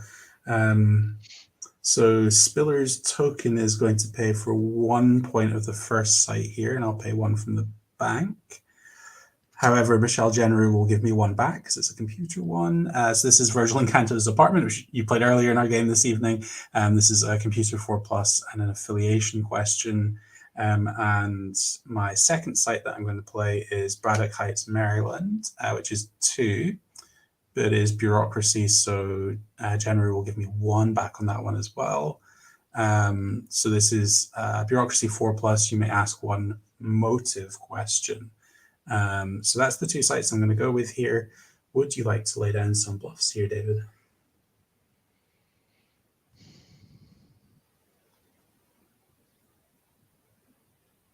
Thanks very much, guys, for answering that question for us. Appreciate it. Yeah, quick consensus there. Appreciate your input there. I'm sorry, Virgil Encanto's apartment, and what was the other one again?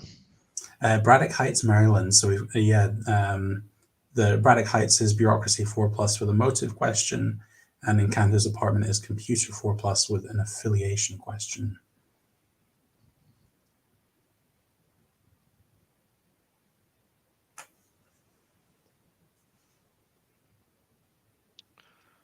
I have 1 bluff for the bureaucracy site there. Okay.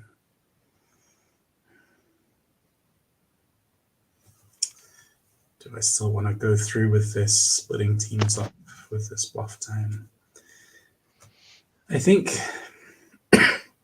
so. Let's go for it and maybe live to regret the decision. So we'll send Nancy Spiller, Jerry Lamina,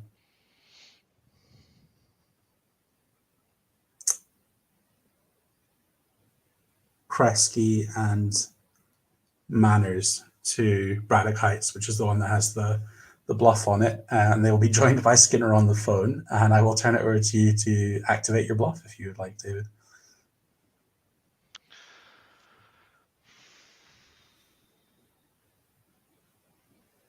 Who did you say you have at that site? So it's everyone but Burke basically going to that one. Everyone but Burke.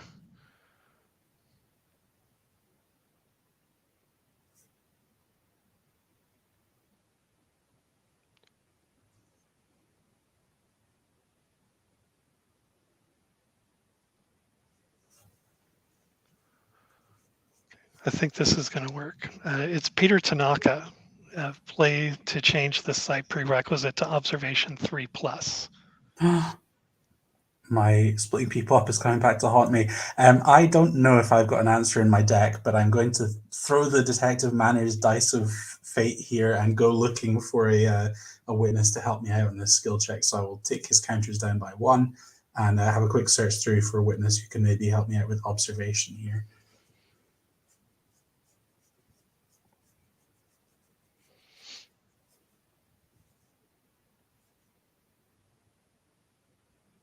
Well, sadly, there was nothing there.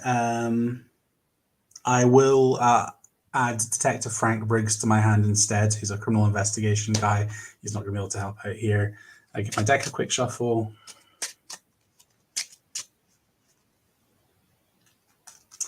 And be sad because Peter Tanaka puts me one shy of observation for getting past his change in skill check, because Manners has 2, but the only other person who had any was Charles Burke. So yep, Braddock Heights will go to the discard pile.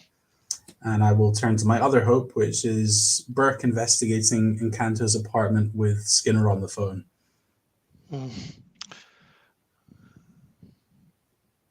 That makes sense, Jonathan. Yeah, thanks for mentioning that as well, because it's a bit of a close situation to that happening here, so it's good to know. Oh, he wrote a book there.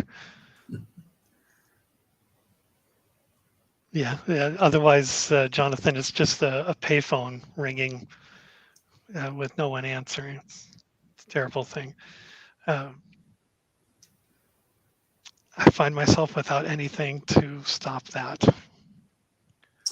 Okie dokie. So I have an affiliation question. Let's have a look here.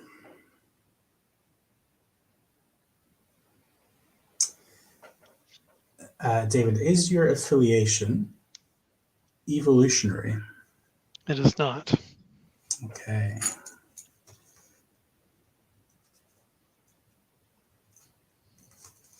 So for those of you playing along at home, I have David 1, 2, 3, 4 possibilities, which is just the wrong side of me feeling like it's time for a guess. So I will send that site to the discard pile, and I'm going to have to do some discarding in the debriefing because I have way too many cards here.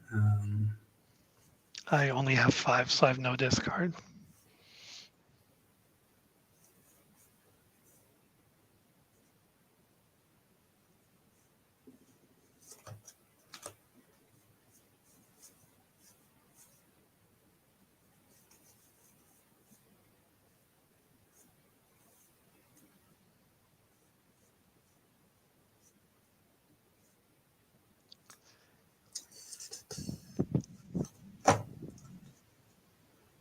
Okay.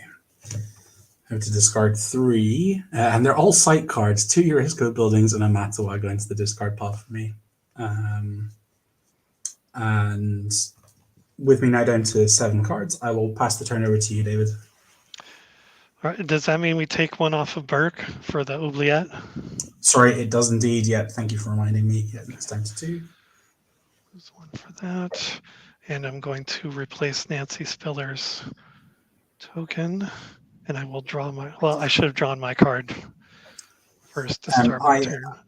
I believe I have misunderstood the wording on oubliette in a way that's going to work out well for you here, David. So I like it already. Each of the controlling players' debriefing phases, and I technically have a debriefing phase in your turn as well as my own, which would mean that actually the last token would have just come off there. So you would have Burke back now. I think that's the right way to play that. So yeah, Burke can return to the bureau immediately.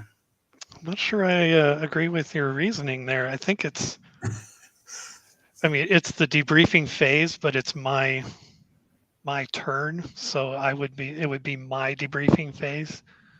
Yeah, there does seem maybe a little bit of ambiguity there. Chad, do you want to weigh in again and help me and David out? Is my oubliette losing counters on David's debriefing phase as well, or is it just on my own? And we'll play the Jeopardy music here while we wait for the chat. We lost a couple people. I know Stephen is indisposed with family, so we may have lost him for a short time. But we've got Dave, Jonathan. I know we've got a couple more in there. Maybe you can help us out with the oubliette. Does a token come off with every debriefing phase or just with Alastair's? He's the one that played the oubliette on my agent. He's thinking it comes off with every debriefing. I'm thinking it's just his debriefing. Could you read that one more time so we have everyone's attention right now? Yeah, so the card says, play this card on one agent in the investigating team, remove the agent from play, and place this card on top of the agent with 4 tokens. Remove 1 token during each of the controlling player's debriefing phases. So that's the bit we're not sure about. Remove 1 token during each of the controlling player's debriefing phases. Is that saying debriefing phases on my turn, or debriefing phases that I pass through in the game, including David's? Yeah, Dave is okay, yeah. agreeing with me on that. It's just your. Okay, so sadly, Charles Burke remains in the hole, and I will I'll let you carry on with your turn there, David. Sorry about that misunderstanding. Okay, I already drew my card. Thank you, Dave, for weighing in on that. And generating res. I'm a bit of a pickle here, so just 3.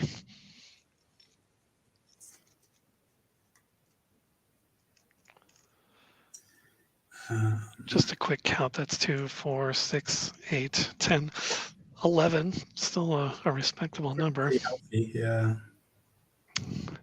I do need to purchase, though. I'm going to purchase 4. 4.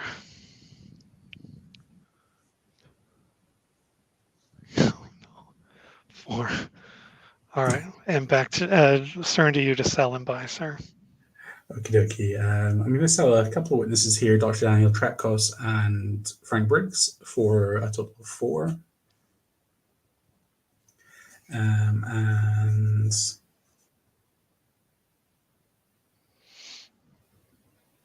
going to go ahead and buy just a single card and pass to you for the rest of your turn.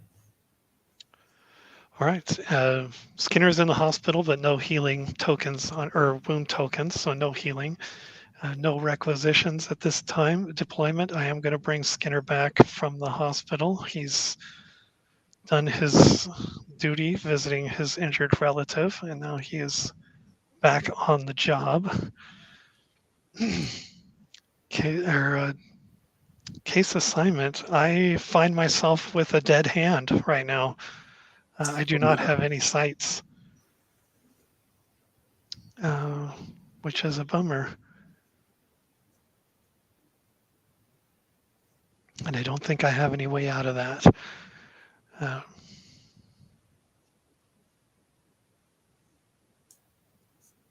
hate to see it. It's one of my least favorite occurrences that can happen in this game is the dead turns for any player. It's just it's not a lot of fun. So yeah. Yeah, that is a bummer, but that is the reality. So moving right along to debriefing. Did you have anything you wanted to play, an event card or anything? Nothing happening for me. So yeah, we can head to debriefing, and I'm on 6 cards, so just under the cutoff. Oh, I have 10. Now I'm hosed.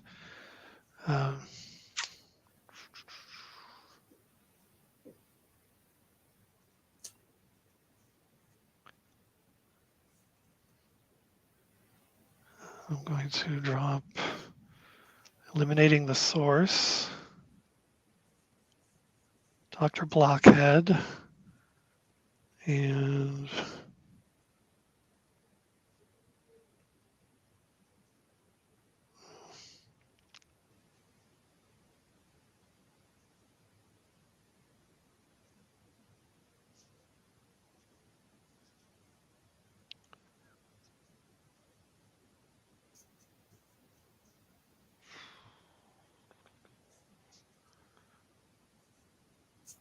I need all of these. It's practically the catchphrase of the game at this stage, isn't it? And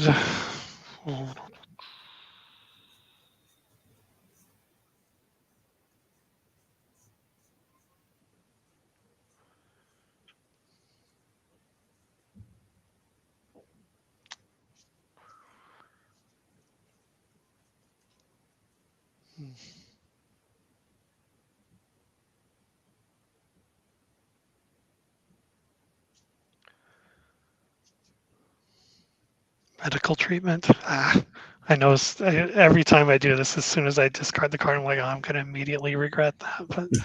But that'll do it. That takes me down to 7. So I turn to you, sir, to start your investigation. Okay. So the token pops back on Spiller. I draw a card and create resource points. So that's three from the team. Last tokens come off friend in the FBI for a total of 8 res. I think I'm going to go for drawing 7 cards here. That's a really big draw.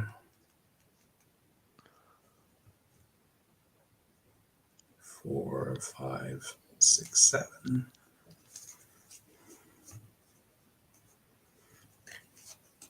And weirdly, one of the cards I drew is my other copy of Friend in the FBI. So I'm just going to run that out and rinse and repeat on taking the 2 off it straight away to pay for itself. So sure, can sit there. There's a certain card that I'm sure that I put in this deck that I still haven't seen, and I'm about sort of a dozen cards off the bottom of it at this point, so I'm panicking as to whether I just forgot to put any in. Anyway, I will pass to you for buying and selling for conspiracy. All right, I'm going to take 2 from Rejuvenating Caves. Just leaves me with 4. I'm going to sell Evasive Maneuvers.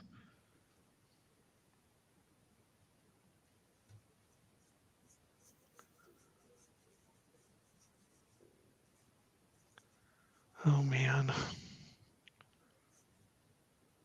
And Senator Richard Matheson for 3. So that gives me an additional 7. But before I put those on there, I'm going to buy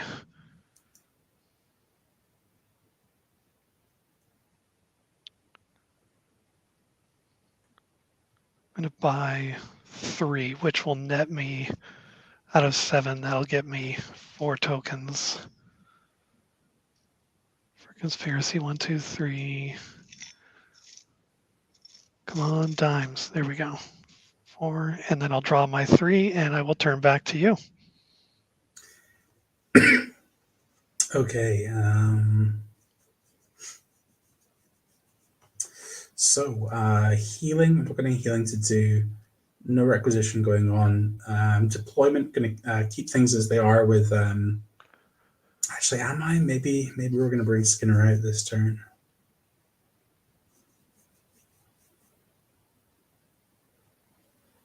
No, keep Skinner in the bureau. So Skinner's in the bureau. Rest of the agents are in the field, and then site assignment.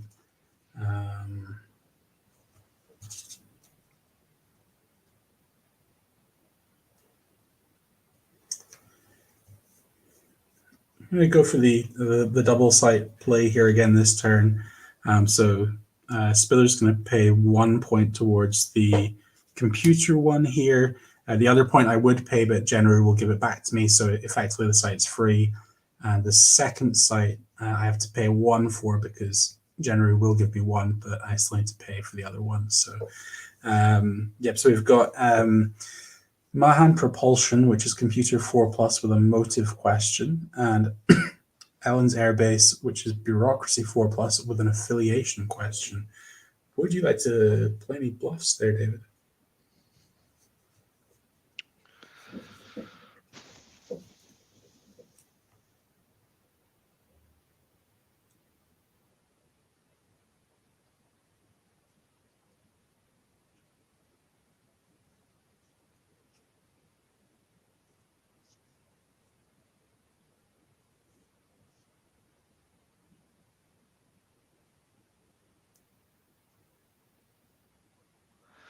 Yes. One on the computer and one on the, I'm sorry, the second one was bureaucracy, correct? Yeah, yeah. Yep. It's been a bit of a pickle here because it's very tempting to suddenly just go for only one of them and hope I can maybe hedge around the bluffs that way.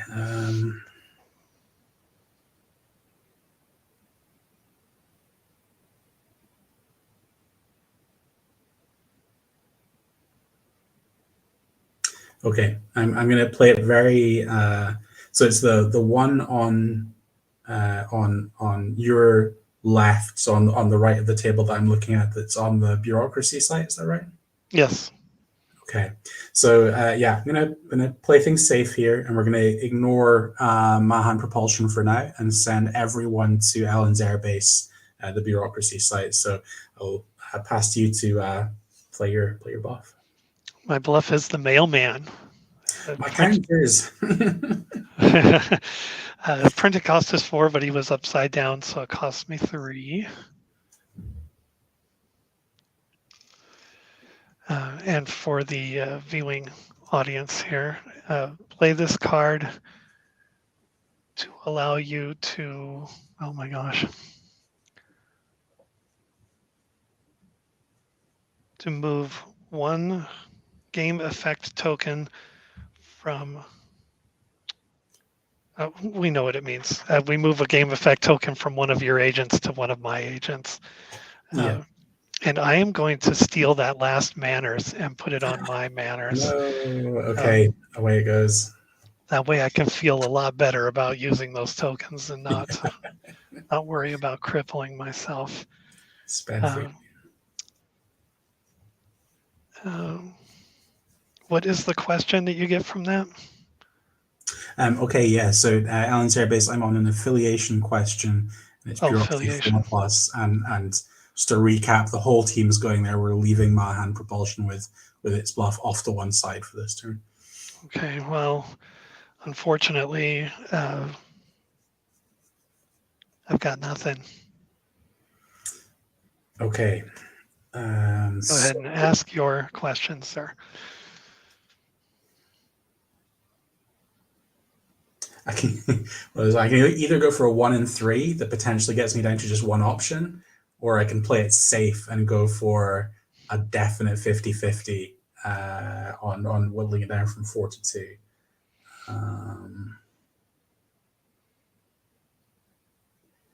Is your affiliation government? It is not. Dang. You know you want to ask that question. I am so far behind. It's 1 and 2 here. I believe that you were either. I'm not guessing. I'm just recapping here. Sure. I believe that you were either Brother Martin or the Manitou. It's got to be worth a guess, right?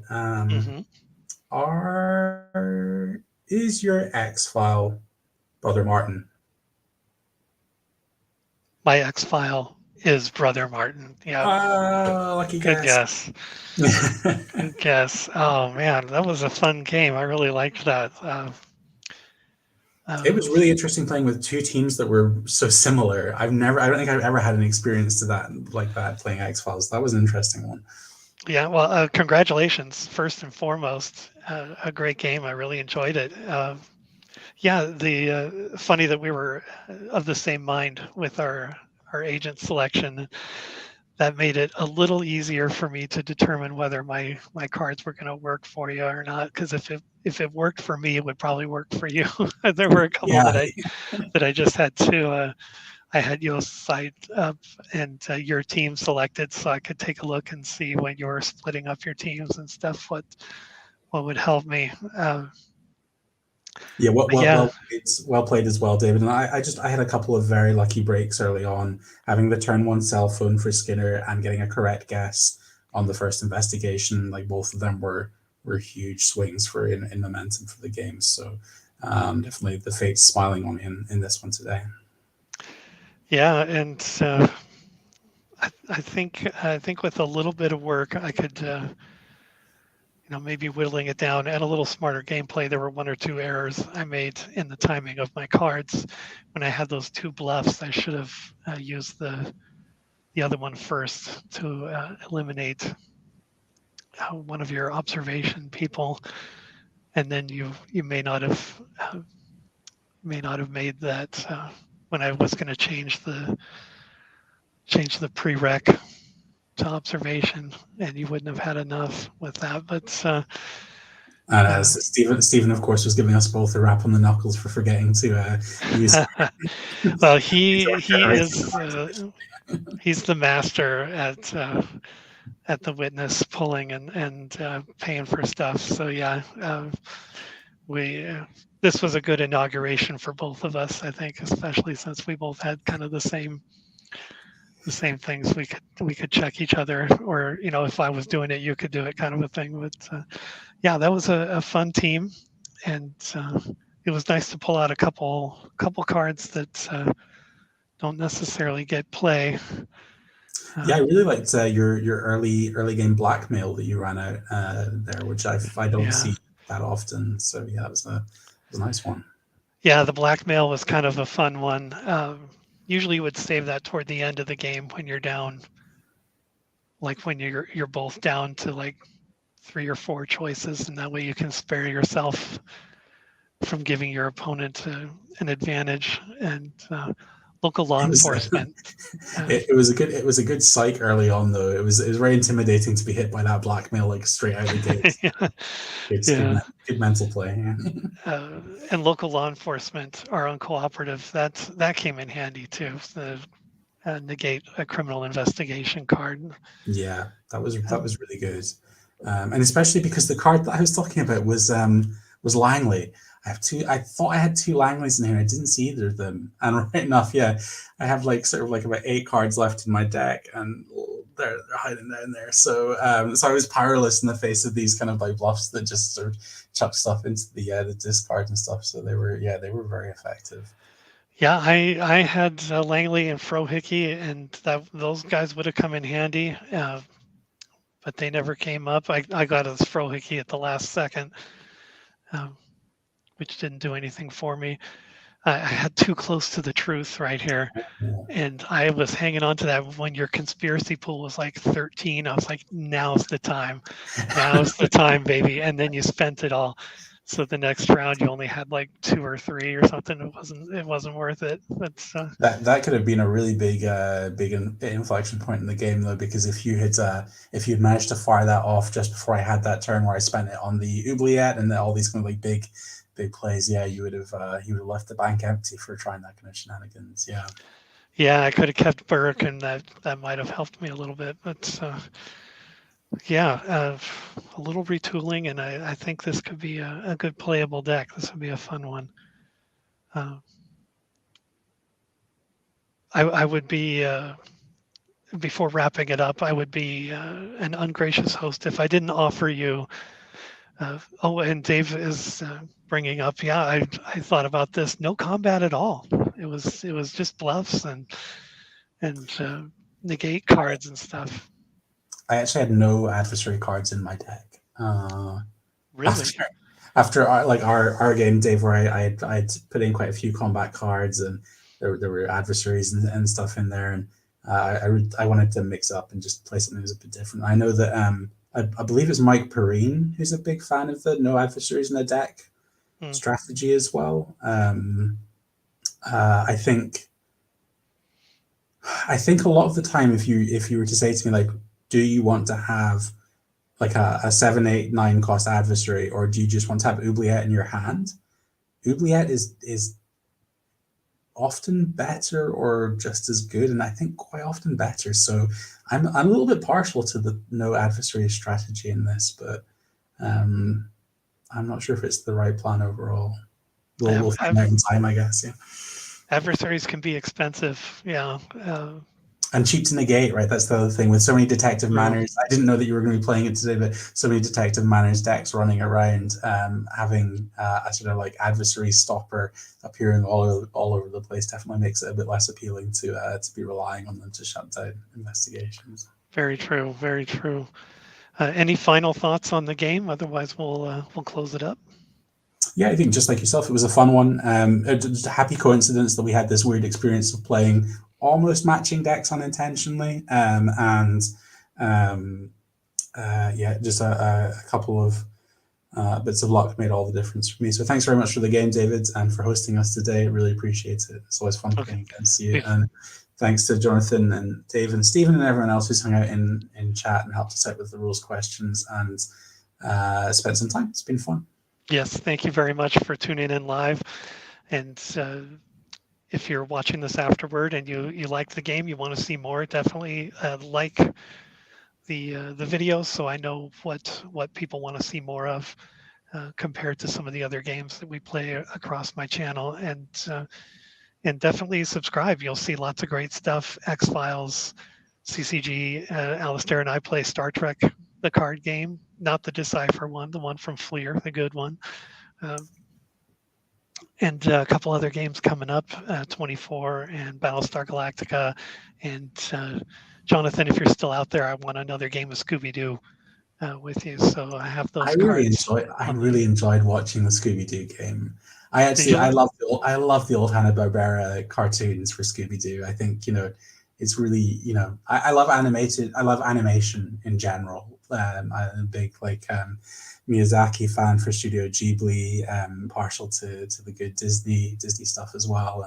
And I just think that Scooby-Doo is great. The classic. What's the first? You'll know this, David. What's the first Scooby-Doo show called? Is it called Scooby-Doo? Where Are You? I think, isn't it? Scooby-Doo, Where Are You? That's the So the classic kind of 4 or 5 seasons that you get with that one, and it was super fun seeing a card game of that. I'm just gutted because I don't think it was ever released in the UK, and what it means is that it's basically impossible to get here. It would be a case of importing cards from the States. So, and it looks like it's pretty hard for you guys to get over there, even when I'm looking at stores that might carry it and sellers and stuff. So, yeah, it's a tough one to get hold of, but it just means that I get to enjoy the vicarious thrill of watching you guys play it even more when I do get the chance to do that. So, yeah, look forward to seeing some more Scooby-Doo on the channel. Okay, great. And Dave Meyer brings this up, and like I was saying earlier, I'd be a bad host if I didn't give you a moment to talk about, I beg your pardon, your digital card game. Maybe just throw that plug out there, because that's been your full-time job for a couple of years now, hasn't it? Designing the game, and it's close, but not quite there, but available. You'll have to refresh my memory. I don't want to speak out of turn, but available in beta. Is that correct? Yeah, sure. So we are wishlistable on Steam. The game is called Demons, and it's a cooperative card game. It's not collectible, so you're not going to have to worry about buying random booster packs to open your mythics to get the best possible deck or anything like that. The skill is more in the decisions that you take with the cards that you have on the table,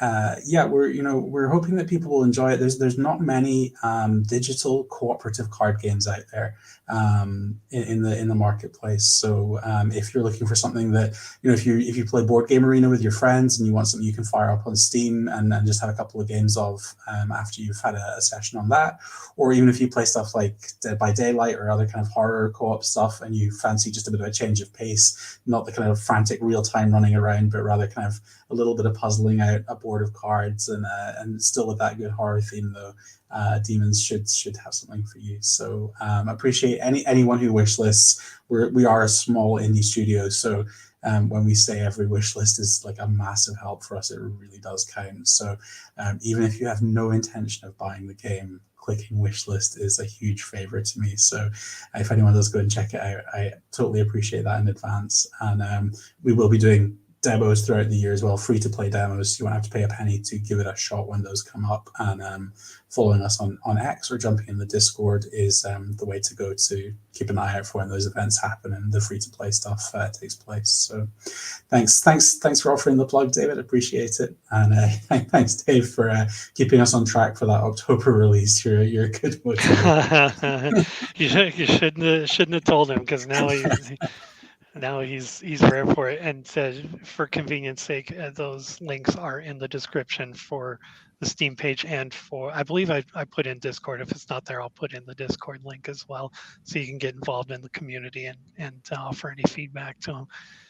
Other than that, thank you very much for the game. I really appreciate it, and being on the channel, and to everyone who tuned in. And if you're watching afterward, thank you very much. Please do like, subscribe, and we'll see you again very soon. Bye.